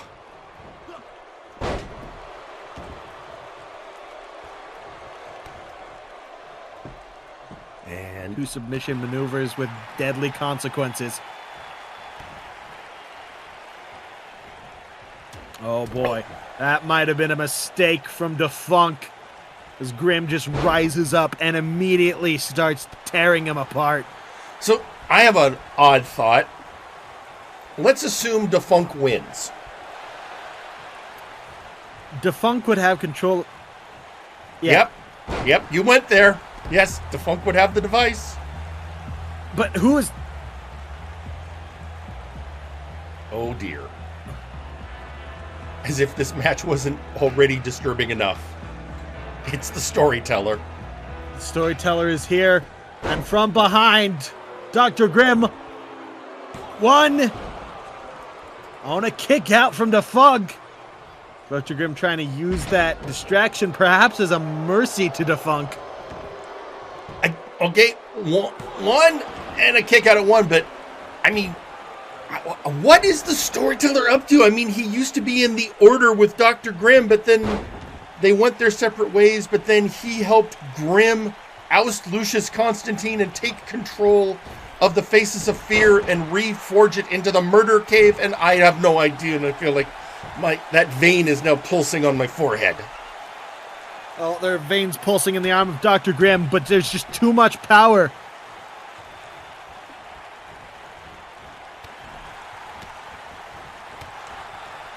Unable to keep the arm there.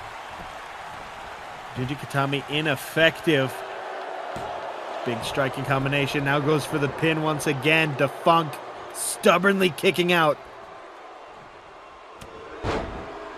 Jerry, if you were in this position, I know what I'd do. I'd lie down in the middle of the ring and just accept it. That may not. You're making an assumption that Dr. Grimm has mercy. I'd like to think that there's an ounce of it in there, maybe. Well, that's you know what? What's important is that you believe that. Oh, Defunk. Dr. Grimm just slips out. Just immediately slips out with disturbing ease, but Defunk, should have taken advantage of that shot he was able to get off. Did you notice something? I just noticed something. The storyteller isn't wearing the blindfold.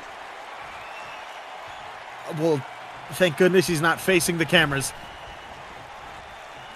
Slingshot off the ropes into a bit of a dance, drops the knuckles. After doing that 5-knuckle shuffle, Dr. Grimm. And now the storyteller's on the ring, and Dr. Grimm rolls out. Defunk, I think, was setting up for maybe the Funk U. Well, Funk U ineffective.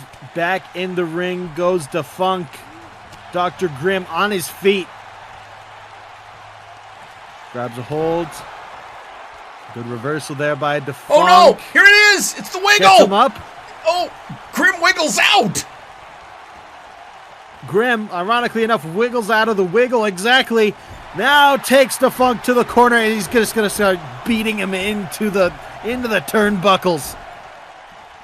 There may be a bit of padding on there, but it's just a steel ringlet under that. Oh, and a DDT! Going for the pin! There's a crack I see in the helmet.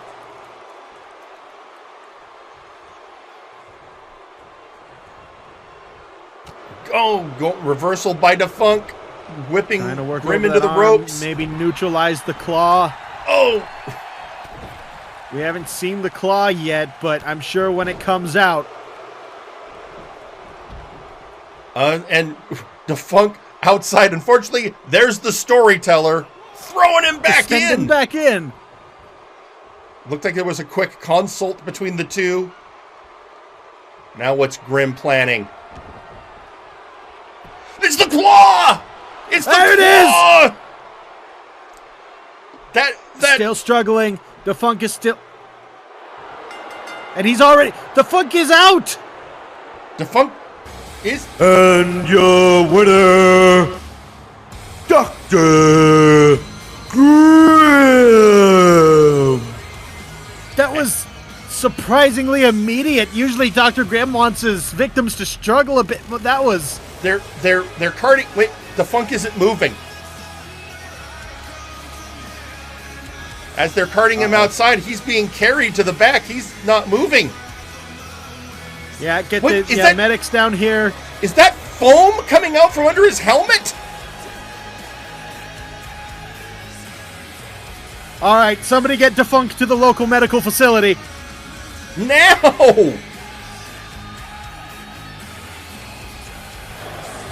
Uh-oh. That's. And meanwhile, tweeting out on social media, you have just Sergeant Major Payne tweeting slow clap. I mean, we were all annoyed by the whole Cloud9 Great Bull thing, but I didn't want this to happen, Jerry. I know. Also tweeting out on social media, Graven responding to Gingerboi. I'll be there, Gingy. Don't you worry. Lawson or no Lawson, the chocolate zombie always delivers. Oh, Well, looks like we got another tick on Multivania. Oh. I'm disturbed. You know what?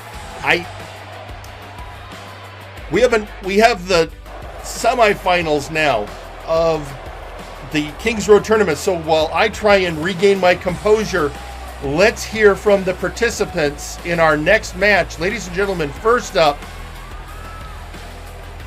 Sir Unklydunk.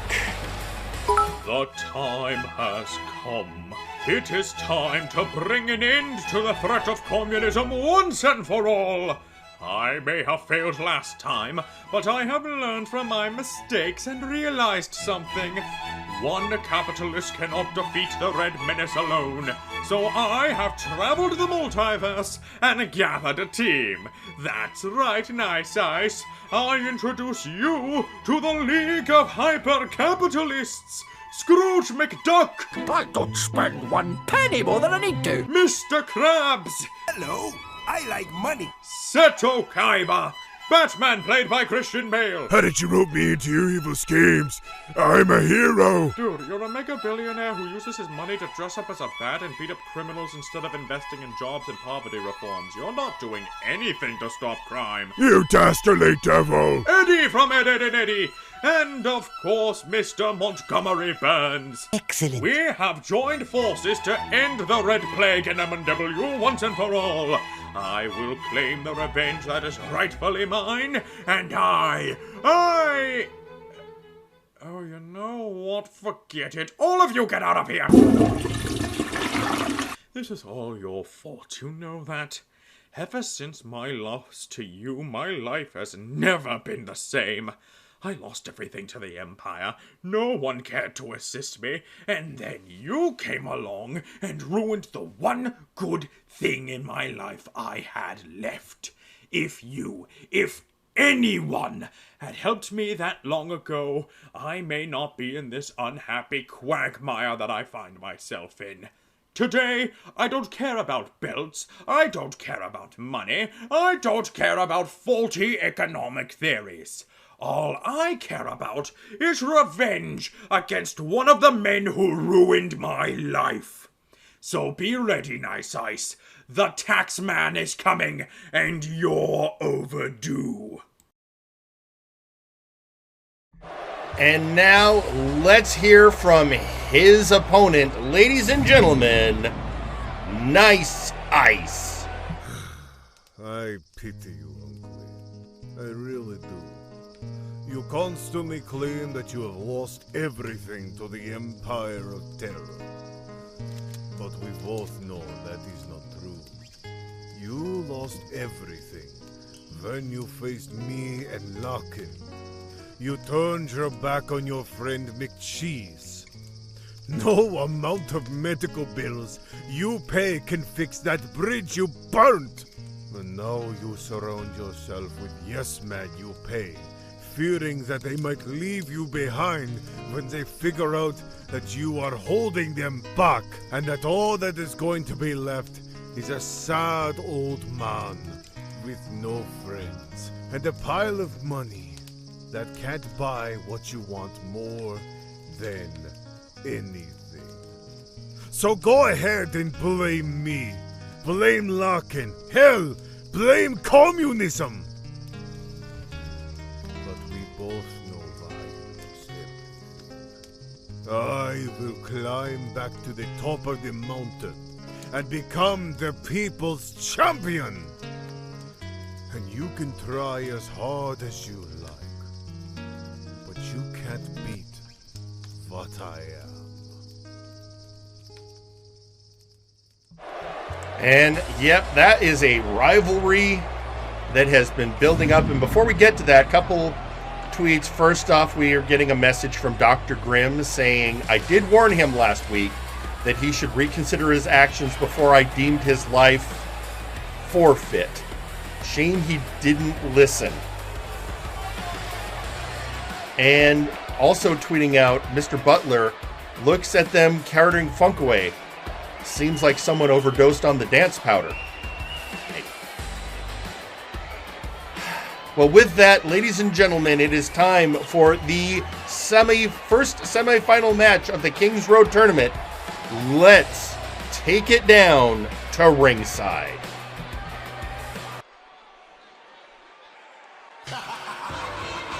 The following is a Kings Road semi-final match. Introducing first, accompanied to the ring by Blood Money, Sir Unklydunk.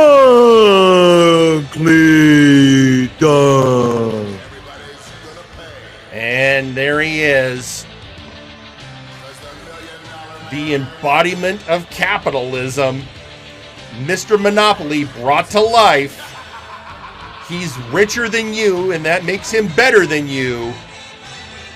Sir Unklydunk, accompanied by Mr. Butler and Nakano Kirishima. Of course, Nakano being the first to accept the challenge in the Boot Camp Open Challenge match by Sergeant Major Payne. And of course, and there they are, the Unklybucks. I have a lot of Unkley bucks, Jerry. You realize anytime you accept one of those, you owe Unkley money, right? Ah, come on, 100,000 more, and I get a replica hat. And introducing their opponent, accompanied to the ring by Larkin.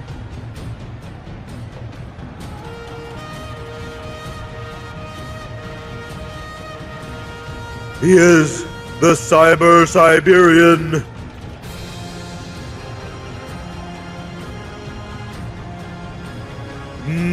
Nice High.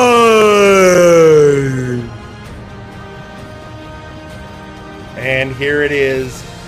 He represents all of the best that communism has to offer.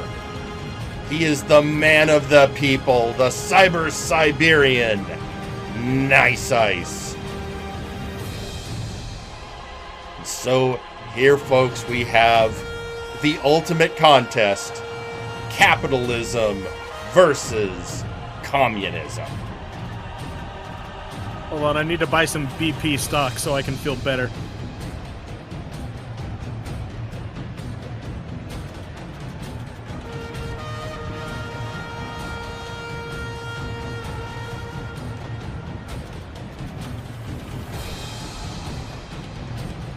As Nice Ice approaches the ring.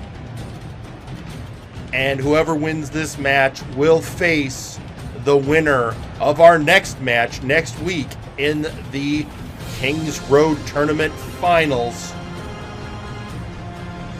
It's a lot of possible combinations. We could see Unkley versus Beef. We could see Nice Ice versus Wilson. We could see Unkley versus Wilson. We could see Beef versus Unkley. It's many, many combinations, many possibilities. But first, got to get through this. Here we go, folks. Two opposing forces. Who do you like in this match, Michael? Do you have to ask me that, Jerry? I do, because... Of course I like Sir Unklydunk. All right. Pete, who are you pulling for? I'm going to have to go with Nice Ice. And now we will see which one of you is right. All I can say is Nice Ice certainly has the funnier person by ringside with him. And of course you would go for Nice Ice, Pete. I bet you like San Francisco. Never been. On my point stands. Waist lock suplex here. Now, also, I got to feel a little bad for Mr. Butler. Why so? They just released the first promotional material for the One Piece live action show on Netflix. Oh, God, he's gonna be angry later. Yeah, he's probably angry now. It's been out for a few days. And I don't even think he's watching the match. I think he's just staring. Oh, big combo! Those slaps from Unklydunk. Yeah, and it's not disrespect as Nice Ice deserves. I'm sure.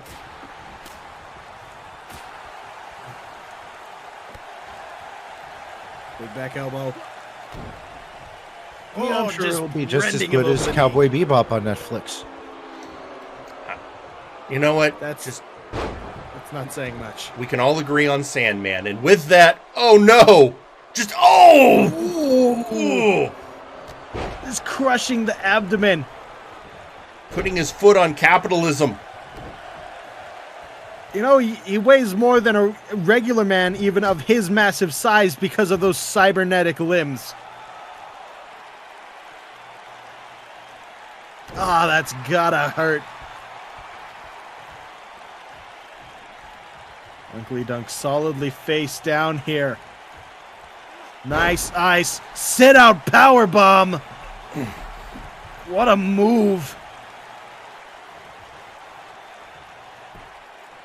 We may be ideologically opposed foes, but Nice Ice is one hell of a wrestler.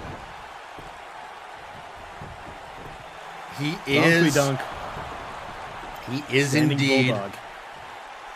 But, oh no, wait a minute. Nakano slips a chair in. Ref hasn't noticed it yet. Unkley hasn't gone for it yet. Is this why we have the black mats, Jerry? It's camouflage. Chair camouflage. Big stamp to the back there. Well, it was more like going for white, which just wasn't aesthetically pleasing. I had to do something to work with the logo.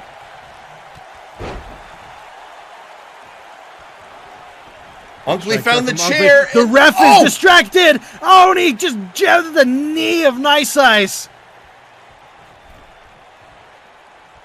The ref didn't notice, thanks to the timely intervention of Nakano Kirishima.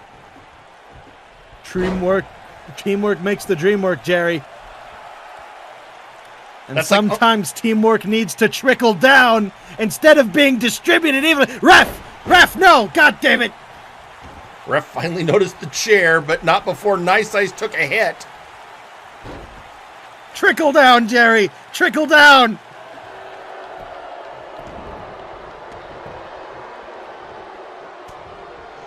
Triangle, not enough. Oh no! Oh no! His fellow super soldier there on the outside cheering him on as he flattens Sir Unklydunk. I'm sure he wouldn't mind destroying that hat either. That dangerous, dangerous hat.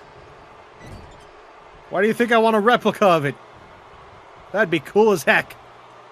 You want a replica of a parasitic symbiotic entity that would take over your entire identity. Oh, we see Nakano just pulling the ref out. We do. Oh, unfortunately, again, teamwork makes the dream work. He did so while, well, maybe it is. Oh, wait a minute! Looks like Nakano is getting thrown out. Nakano has been thrown out. Nakano Kirishima ejected from ringside. Unfortunately, thanks to the numbers game, Unkley still has Mr. Butler. I'm sure Mr. Butler also willing to intervene on behalf of his boss. Mr. Butler, of course, the bodyguard of Sir Unklydunk. And what a bodyguard to hire. Unklydunk is a genius. Camel clutch, making him humble.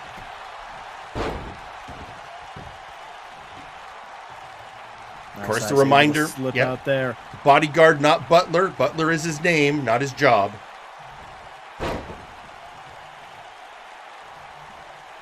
Again with the foot! Oh! Once again, I think he's just trying to attack the cardio of Unklydunk. Make him gas out before he has any other choice.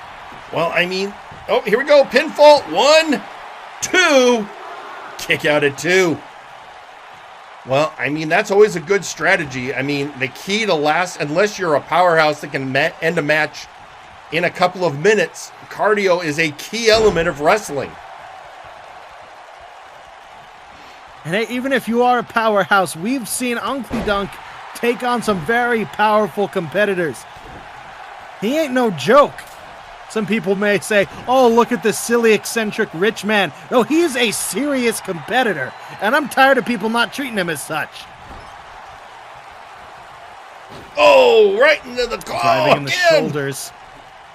Those cyber shoulders. Going for the pin again. 1, 2. 2. No. Kick out at 2 by Unkley. Big kick to the back. Just laying in those heavy shots. Oh, but you're going to rebound there. Unklydunk takes advantage. He's spry for a man of his age. Oh, and a big boot to the face.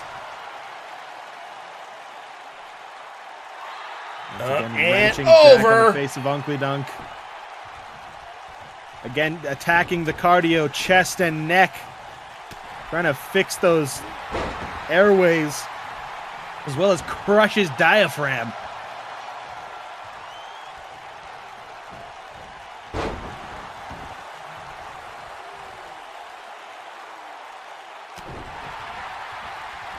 A big right hand and a boot. And going again. And... oh, there it is. There it is. Hang time.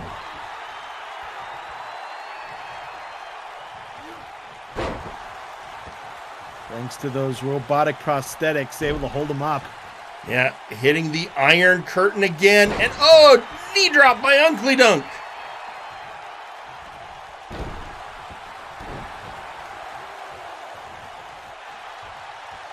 Of course, Unklydunk, one to always add insult to injury. Got that triangle hold locked in once again. Has the arm all the way through.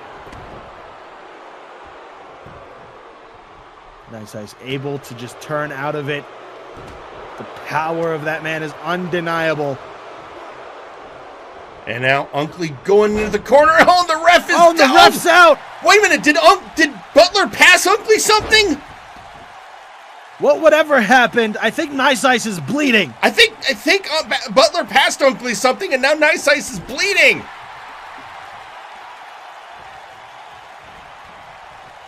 Yeah, oh, Nice just missed that boot. Yeah, the blood in his eyes. Yeah, he can't see. He missed the boot. And now the money clip. Money clip locked in. Tap. Tap out. No. Nice Ice powering Nice Ice. through.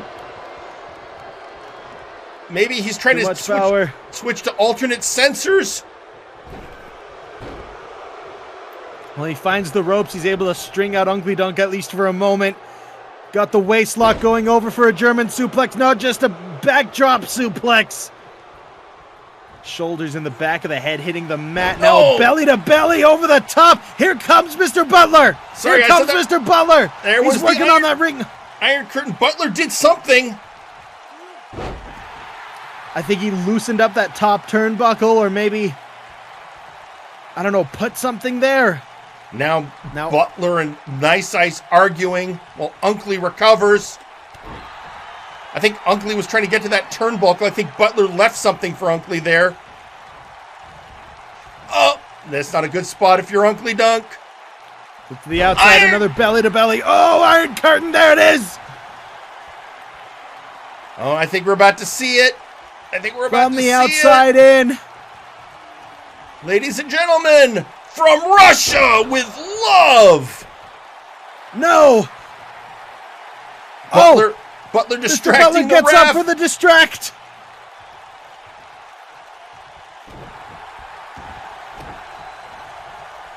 Brilliant teamwork once again from Blood Money. Again, that numbers game, even with Nakano getting ejected, he still has Butler. Unkley still able to power out. See, look at that. At least in moments of desperation, able to match power with the Siberian.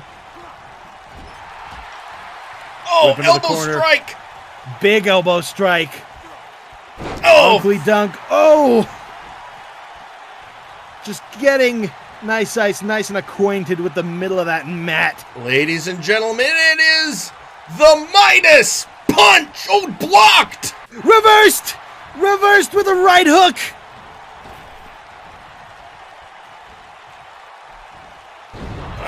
Twisting neck breaker. Unklydunk always has a plan. Oh, big lariat!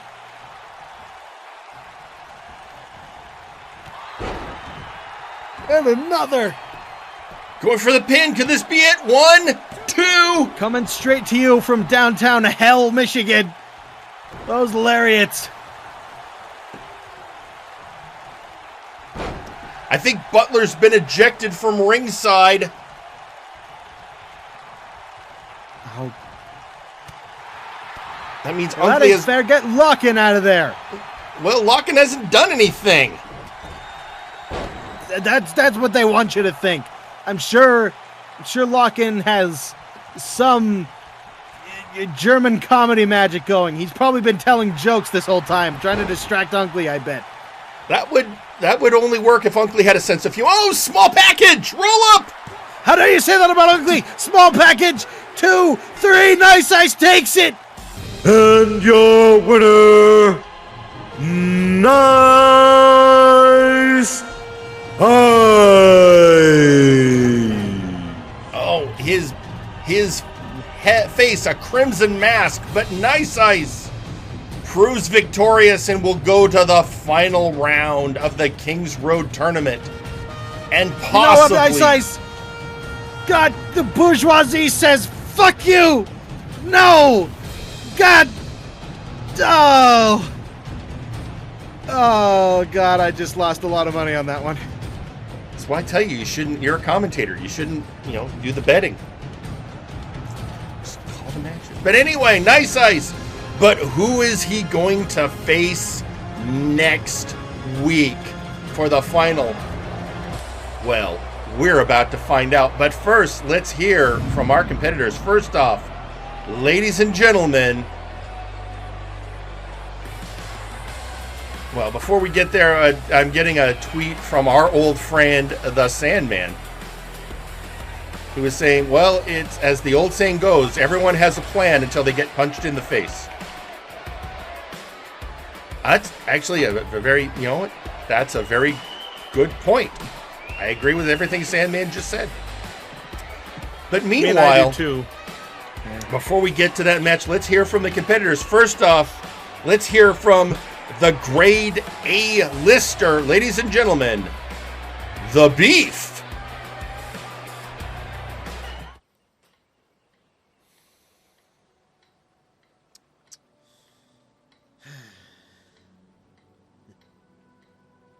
So that's all you gotta say to me, huh? Wilson, you were my brother. We talked about being on top together. You also talked me out of some pretty bad places, man. I thought we were tight. I may not be the nicest guy. I may not be the smartest. I may not be the most skilled.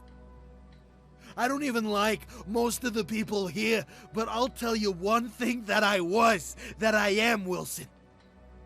Loyal. Sam, Alba, Azir, those are my brothers, my VIPs, my boys who will be by my side. As I hold up the MNW championship, you were one of them, bro. But you ain't no more. So I'll tell you what you are, Mr. Victimizer. You're dead. Dead where you stand. I'll see you in the ring.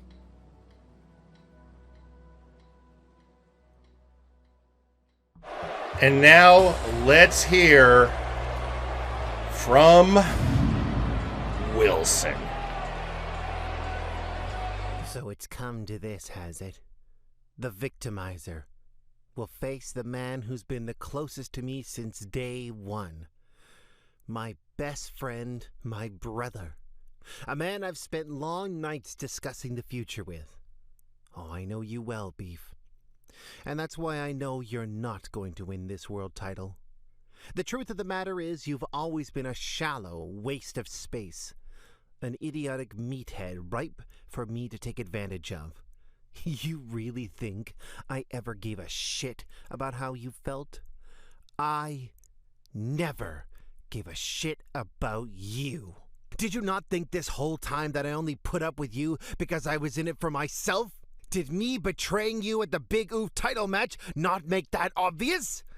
You were a tool, a convenience. The old Wilson you loved so dearly couldn't win a match on his own. He gaslit you so he could use your strength. He told you everything you wanted to hear so you'd keep helping him in his pathetic ambitions.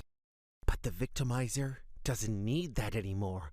I've outgrown you. I've outgrown VIP. I'm better than any of you ever were, and I don't have to pretend that I love you fucking idiots anymore. Do you feel emotionally conflicted, Beef?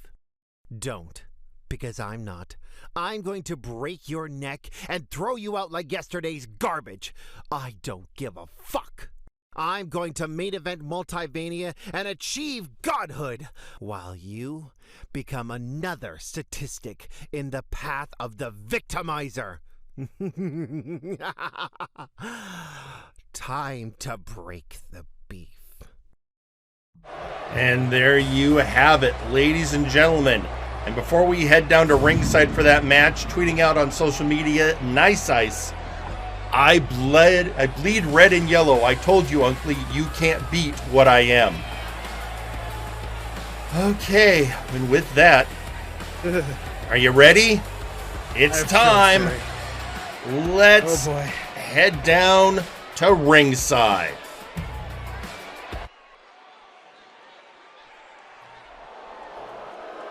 The following match is a Kings Road semi-final. Introducing first, Wilson. And there he is, Wilson, in all his disturbing glory with that. I still can't get over how disturbing the lack of entrance music is. Doesn't need any pomp or circumstances now. He just needs a victim in the ring. But hopefully the Beef can hold his own, not be victimized, not become another victim of Wilson.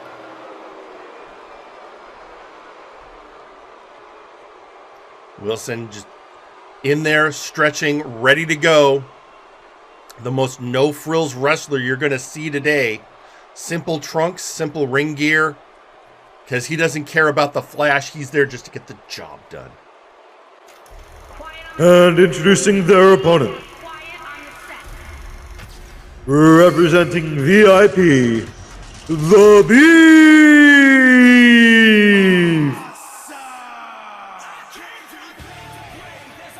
And there he is, ladies and gentlemen, the grade A-lister. And Michael Montoya's favorite tiefling. Absolutely, Jerry. Both of these competitors in their previous promos claim that they are going to kill each other in this match, Jerry. They have both straight up said that they are going to kill each other. I want to remind you of that. Well, I mean, they have been a tag team. They've been partners in VIP. It's, they have walked a hard road together. And I think in Beef's case, he feels betrayed. And in Wilson's case, he just doesn't care. He feels nothing. He feels nothing, Jerry. That's the most disturbing part about him, at least for me. Is that his previous relationships apparently mean bupkiss. Even his one with me, Jerry. I thought we were best friends. Well, it's sad when you have to learn the truth. But meanwhile, the Beef throwing Wilson around. Beef capitalizing on that anger. Headbutt with those horns. Trying to keep Wilson down.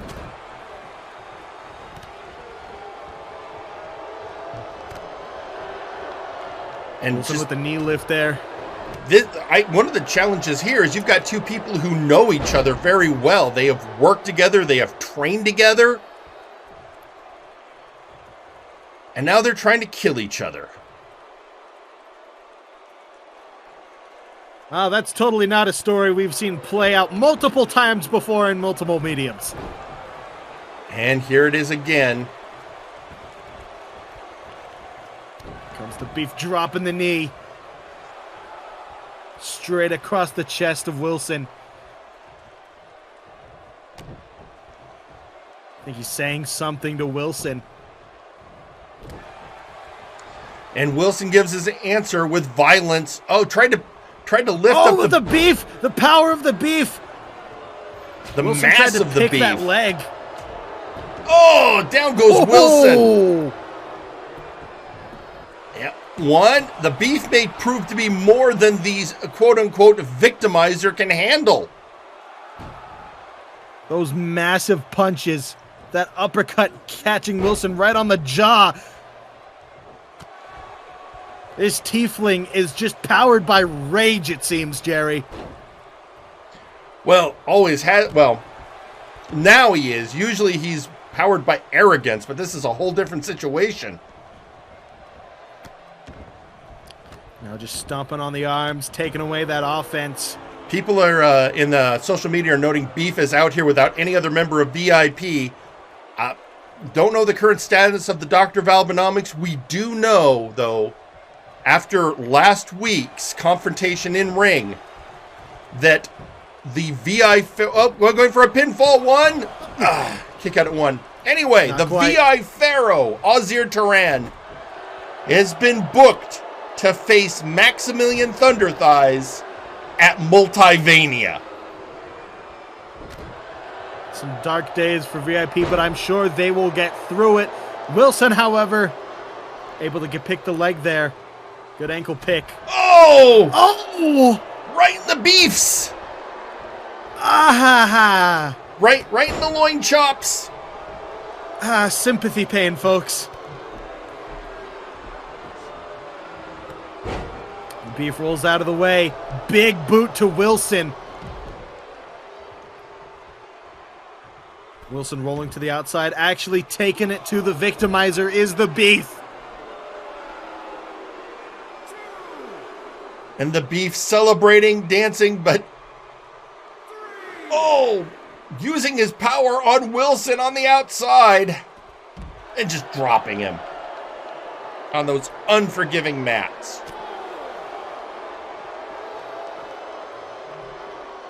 Punch to the face, flips him around. Beef has control, again using his mass and power advantage.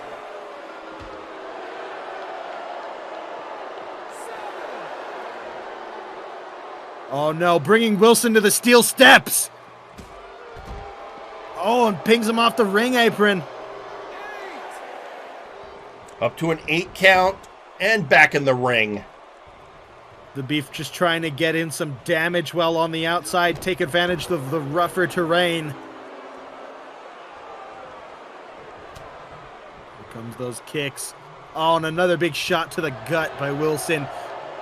Another knee lift. But the Beef gets Wilson up on the shoulders. Oh, hung out to dry on the And ropes, and now he's going for the pin. 2, no, and a kick out from Wilson.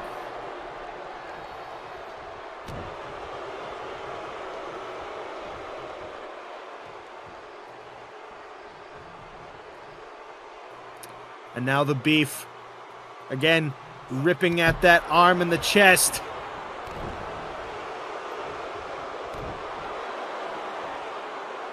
Perhaps trying to neutralize that Gotch-style pile driver if it ever comes into play. I mean, we've seen it used to great effect, so now we're going to have to... Oh. As well as that kill switch. Pretty much once that kill switch hits, I mean, Wilson has used it to devastating effect. Oh, Wilson is busted open. The Beef isn't playing around. No, he's taking it to the victimizer, Jerry. I think this is exactly what a lot of people wanted to see, myself included. And oh, elbow strike. Or, sorry, shoulder strike. I'm just, this day has been, oh. a very long and emotional day for all of us here at Multiverse Nexus Wrestling, but it's still not over. Straight jacket choke locked in. Well, also, we haven't heard an all clear on the device yet. Ultimate main event tonight. That's true. Pete, you're not wrong. We still have one more match after this.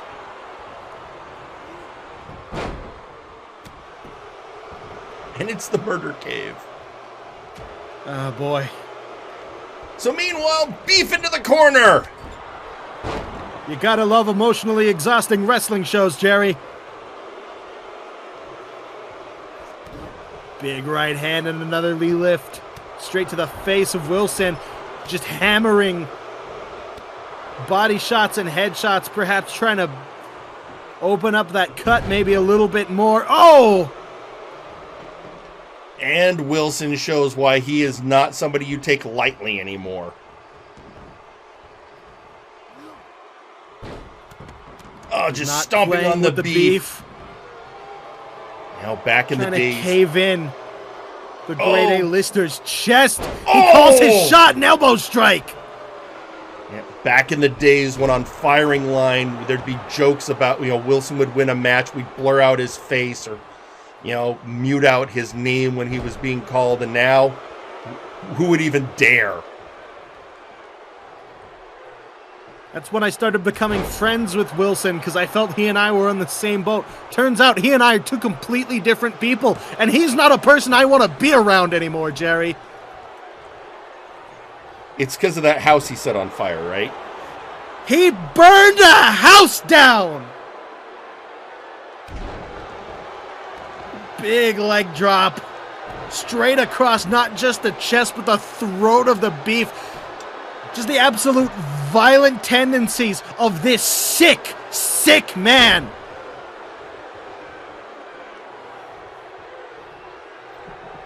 And on the apron. Oh no, what's he going to do?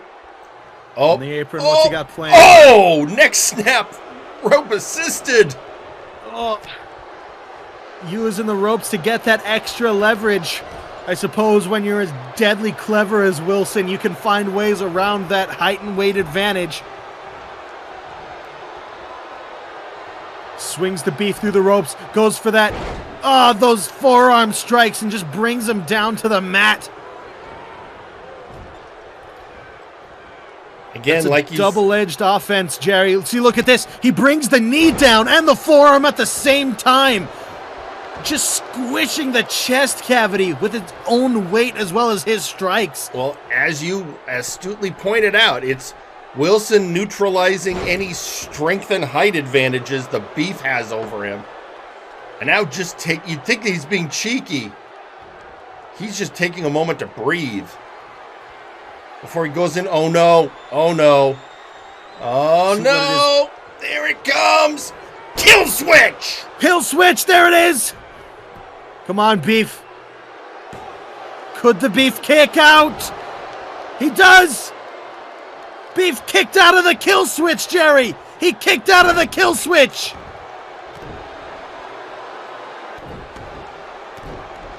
You gotta wonder how much the Beef has left. He's able to get those stomps off on Wilson. Wilson back in the ring. Big striking combination of his own. The amount of anger on both these men's faces. Oh, a big hammer fist. And those front kicks.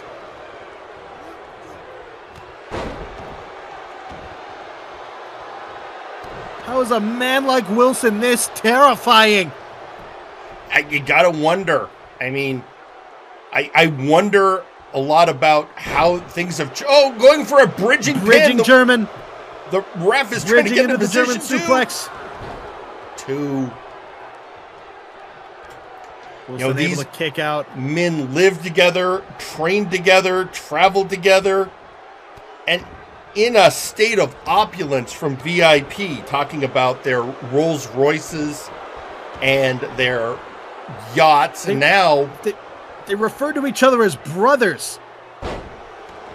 I don't even know. We don't even know where Wilson lives anymore.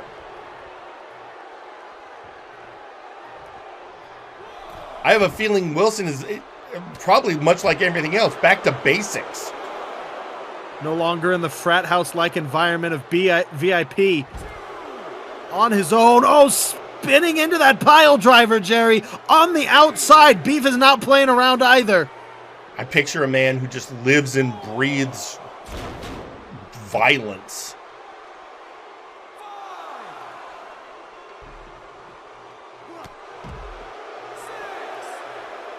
There's a lot of people here in MNW to claim to live that lifestyle, but never there was a competitor like Wilson who exemplified that lifestyle as he is now, taking it to someone as vicious as the Beef. And it just keeps going. Just driving in those knees and strikes. Neither man giving an inch, but both men trying to take several miles. At some point, the Beef's got to get some more offense in, or he's going to fall to Wilson. One of these men, oh, there it goes. Speak of the devil, Jerry. Speak of a devil. Speak of the devil like the Beef. Perhaps getting in touch with more of his demonic roots as he renders that arm back once again. Maximum pain for Wilson. One of these men will face Nice Ice next week in the finals and then go on. Whoever wins that match goes on to Multivania's main event.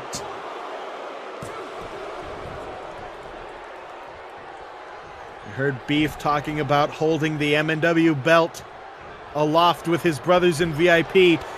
But then you hear about Wilson and his path of destruction.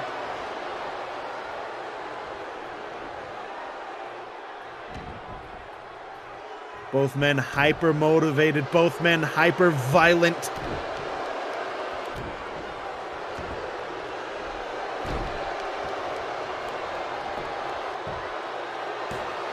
One, two. Another kick out from the Beef. Wilson going for these pins, trying to make Beef expend his energy, perhaps. A shoulder throw.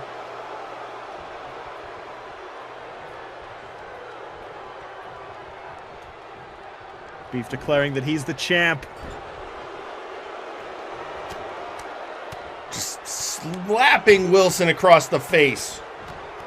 Just absolutely beating the man down. Chops and back fists, and then followed up by boots to the chest. This could be it. This could be the end for Wilson. No! No, kick out at 2 again.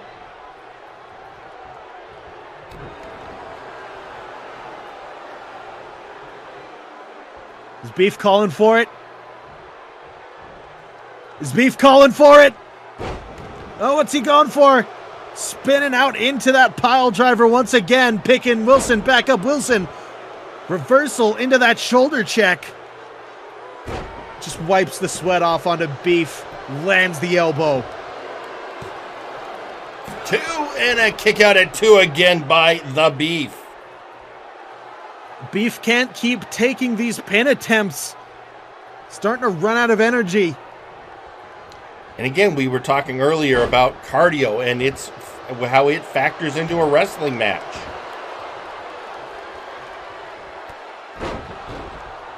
You could lose a match on the merit of the breakfast you had this morning, Jerry. That's how close this match is going.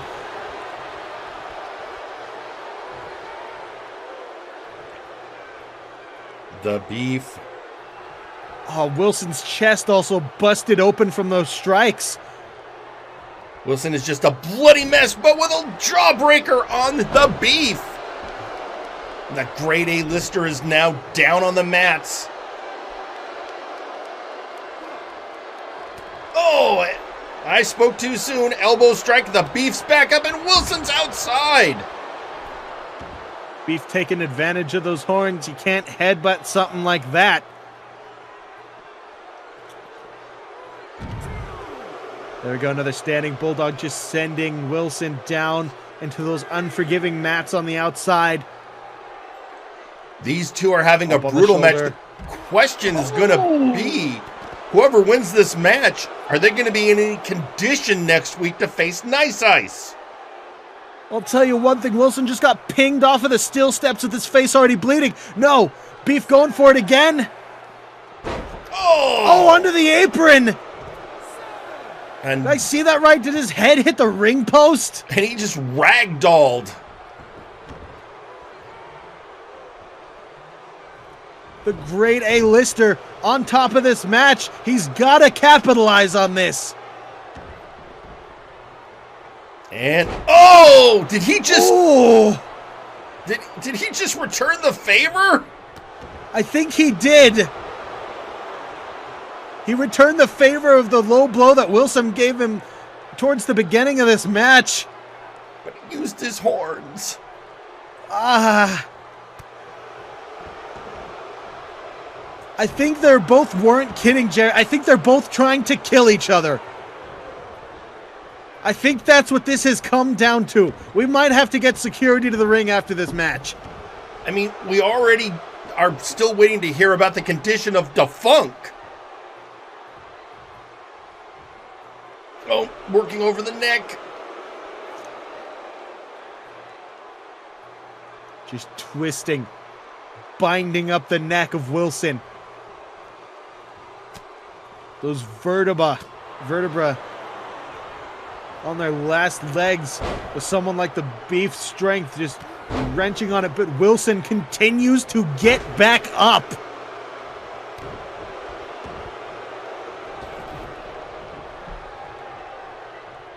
Wilson able to dodge that last boot. Good duck under. Oh, still has the strength to whip Beef into the corner. Beef hits the big boot. Beef is in the ring celebrating. And they just missed each other. They're exhausted. I mean, how? What a brutal, violent spectacle. What does Wilson have planned? Oh! I mean, what? They have... Oh! At this point, they have used every trick in their arsenal to take each other down. Spinebuster! Brothers scorned and a spinebuster. 1, 2, 3. And your winner, Wilson. Wilson has been through a war, and he shows the battle scars. No offense to the Bone Warriors, but we have it now. Next week, Wilson versus Nice Ice, Kings Road Tournament finale. One of those men is going to Multivania.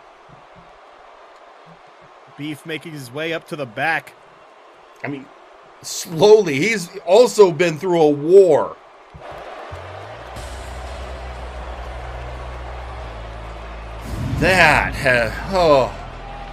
And ladies and gentlemen, that wasn't our main event.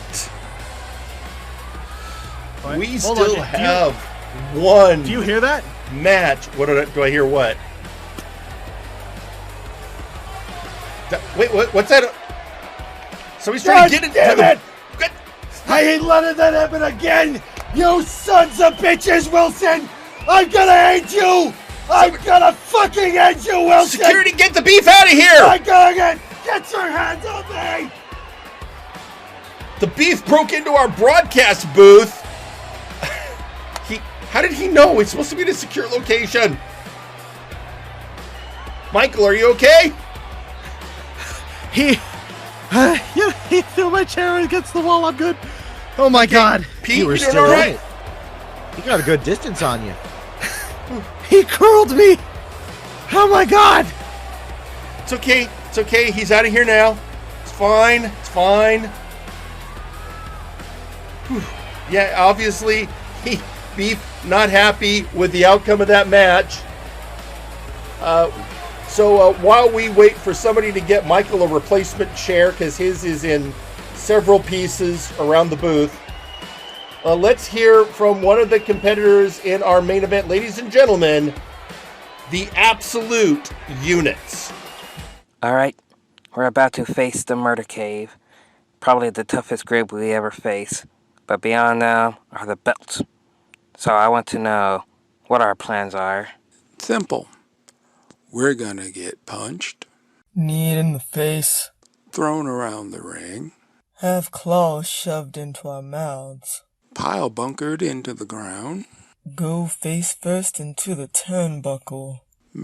We forget anything? Maybe poisoned. Anything else? Yeah. After all that, we get up, look them in the eye, and ask, "Is that all you got?" I can do this all day. Now that's what I want to hear. We are tough enough. We are strong enough. We got the agility. We shall overcome. Okay, now hold up there. What? You were about to launch into an old-time spiritual. And now is not the time. Hey now.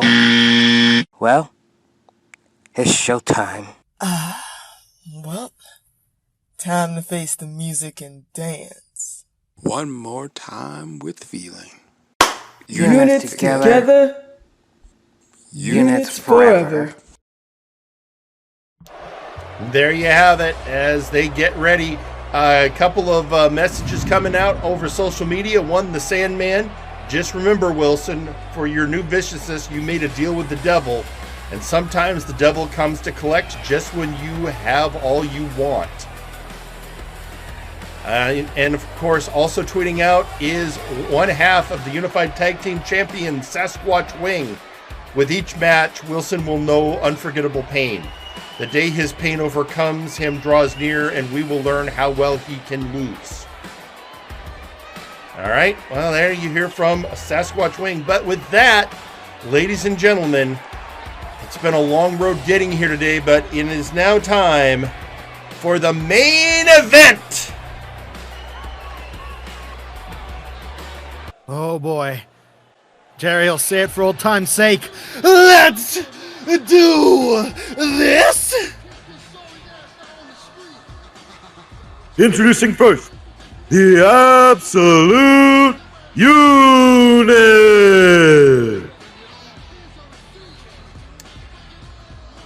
So, here we go, but we this match is for the Trios belt, but we're doing it interesting today. Well, because this isn't going to be just any old Trios match.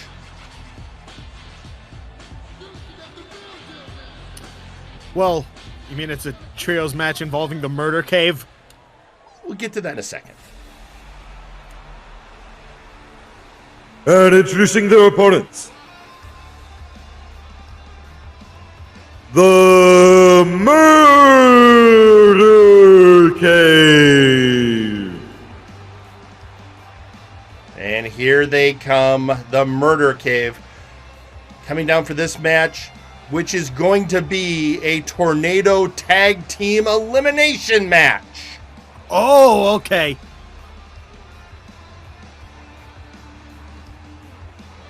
So I do get my multi-man match fix after all. Yeah, we had sorry we didn't have a showcase today, but you know, when you get this close to Multivania, you got a lot of business to cover.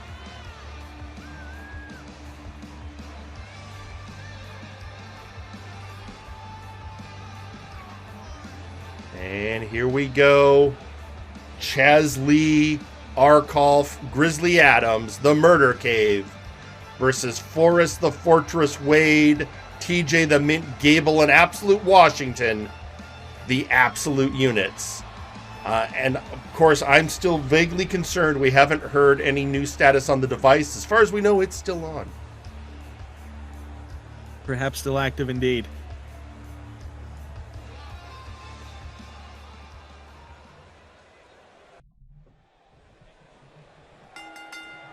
And we're off, folks. Your main event.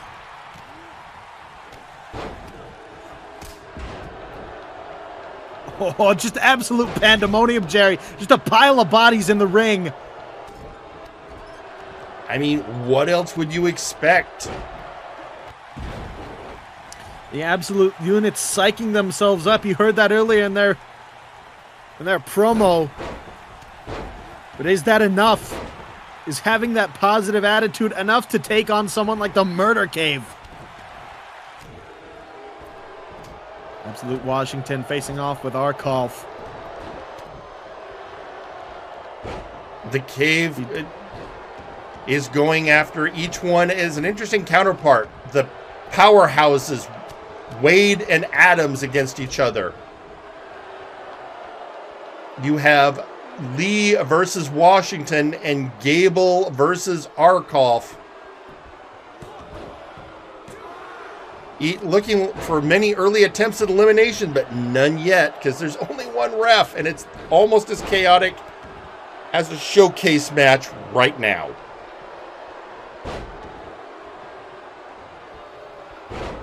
And these pinfalls are elimination, or tap outs are eliminations, correct, Jerry? It's all elimination. That does mean, depending on how the numbers game work, somebody could find themselves greatly outnumbered. This could come down to a 3-1 slaughter fest. Absolutely possible. We've seen it before.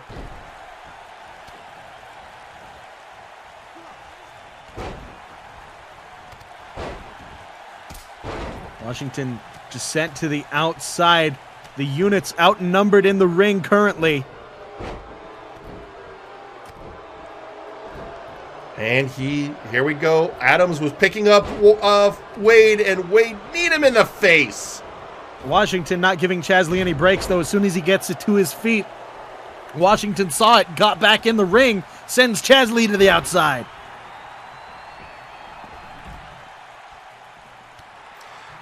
And now over the top. Forrest is in the ring by himself. He gets out just as Grizzly gets in. Oh! Trying to get around Grizzly. Oh, and he catches Grizzly with a good left there. Going up and just tossing him down for a power bomb. The Taxman versus the embodiment of war.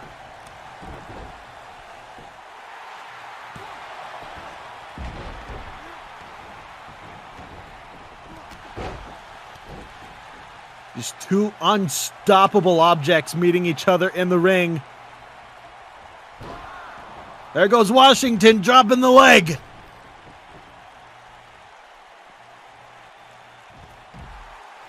Chasley on the outside, a bit out of breath. Things aren't looking so good for Grizzly. Goes for a pin attempt. 2. No! Broken up by Chasley Lee. saw that. Veteran savvy, Jerry. Had the great ring awareness to know you don't want yourself put in at a disadvantage, especially this early. Another pin attempt by Absolute Washington and a no. Oh, that big chop. Meanwhile, TJ the Mint Gable fighting Arkolf on the outside. TJ the Mint Gable seems to have the upper hand at this current second. That big chop staggering Arkolf and the double axe handle. TJ the Mint Gable, hardcore competitor, as well as one of the hardest hitting competitors in MNW. Those strikes are vicious from TJ the Mint Gable.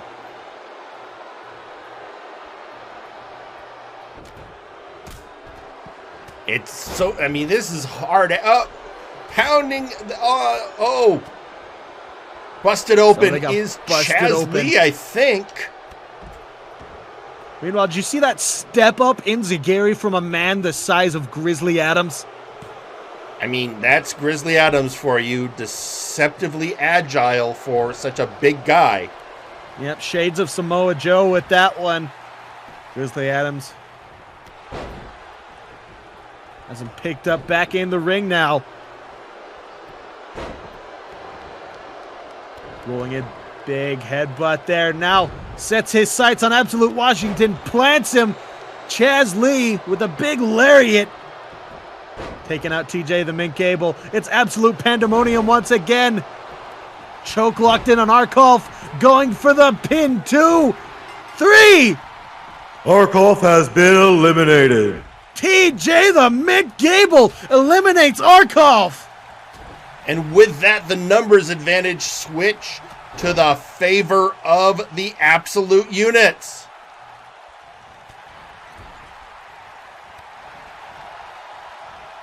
The units might have a chance at this, Jerry.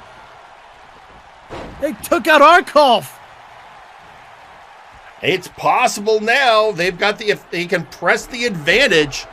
But here comes Adams. Oh, he's stopping. He saw Absolute Washington was waiting for something. Immediately takes him out. Uh-oh. What does Grizzly Adams have planned? Looks like a super kick onto Absolute Washington. Oh, and the ref is down. I believe that might have been the Grizz knee. The Grizz knee. Camera angle willing. We'll get it better next time, but Washington dealing with Adams. Ref is down. TJ the Mint Gable on watch here. Oh, tides are turning with Washington. TJ the Mint Gable immediately there to assist. Ref just now starting to regenerate. And all right, he's alive again, folks. It's all fine. The ref is alive. Forrest the Fortress attempted a scoop slam there, but a quick reversal. Oh, but he gets dumped. Straight on the back of his head. Belly to belly, Washington, no. Chaz Lee pokes him in the eye. And a DDT that busted open Washington. At this point, there's a lot of blood. And, oh, scoop slam. A lot of blood shit in this ring today. Oh, just a miss. That pump kick there by Grizzly Adams. He's going to send TJ the Mint Gable. Hang him up in those ropes. What does Grizzly Adams have planned? Oh! Violence. Michael, that's what Grizzly Adams has planned. Violence. It's what he always has planned. May I remind you, those ropes, folks, are not soft. That is steel cable wrapped in it's like a rubber sheathing. So he just rammed his neck into those steel cables.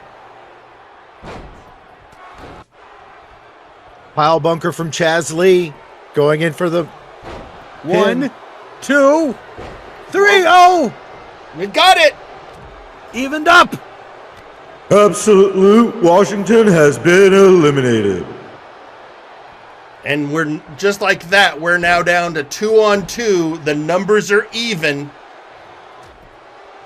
Grizzly, of course, focusing on Forrest the Fortress. Meanwhile, another attempt at a pin. There it is!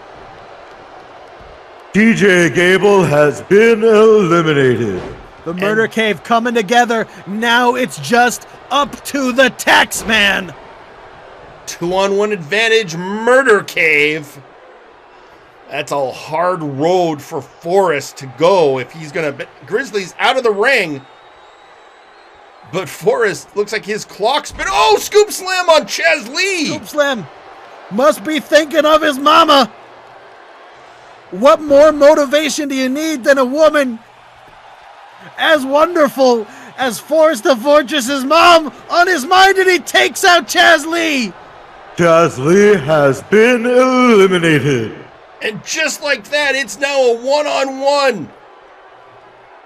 Grizzly Adams versus Forrest the Fortress Wade. Ladies and gentlemen, it's a Haas fight. A Haas fight.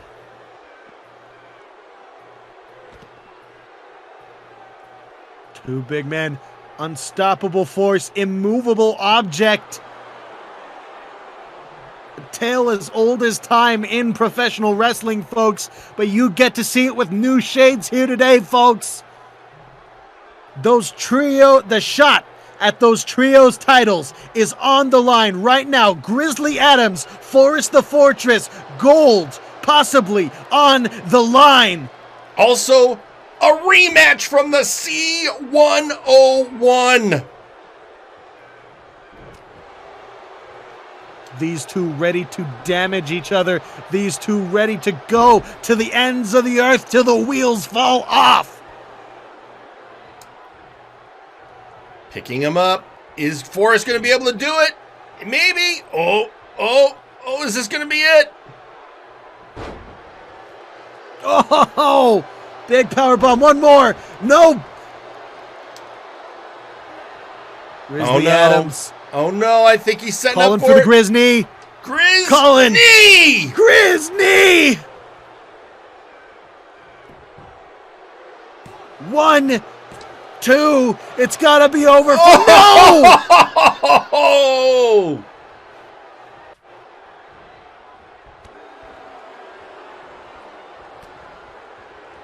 Grizzly Adams just unloading everything he's got in the arsenal on Forrest the Fortress. Forrest has got to get up. Oh, and there it is. Grizzly N hits. Now he's bringing the taxman up. Forrest, I think, is out on his feet. Oh. 1, throws him 2, the lariat at him. This has got to be it. Lariat from hell, and the murder cave takes it. And your winners, the Murder Cave. Oh, close, but the rage and the power of Grizzly Adams and the Murder Cave. Well, there you have it, folks. The Murder Cave are going to Multivania to face AAA for the Trios Championship. What an emotional day. Can they bring the belts home to Warzone? But, ladies and gentlemen, as crazy a day as this has been, it's time to call it a day. It has been an insane day. We now know Multivania is beginning to take shape. We now know. Duo, our champ is going to have to face either Wilson or Nice Ice. The Murder Cave versus AAA. We also know now it's going to be Constantinople versus Sir McCheese and Malice. Maximilian Thunderthighs will get his hands on Ozir Turan. Suplex Sam versus Power Surge. And we have heard the challenge between Graven and Gingerboi for a crossover match. That's so much, and we still are waiting to hear more on what's coming from our Flashbang side. Maybe we'll hear more on Monday on the special Monday night edition of Flashbang coming up this week. But with that, TV/Edward Bosco for that show. Ladies and gentlemen, with that, we are at the end of our broadcast day. So, for Pete McPherson and Michael Montoya, I'm Jerry Aldini. Good night. Buenas noches.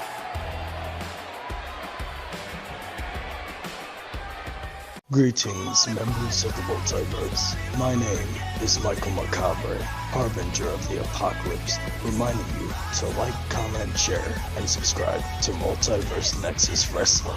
Otherwise, I might have 2 words to sum up your fate. Click Doomsday.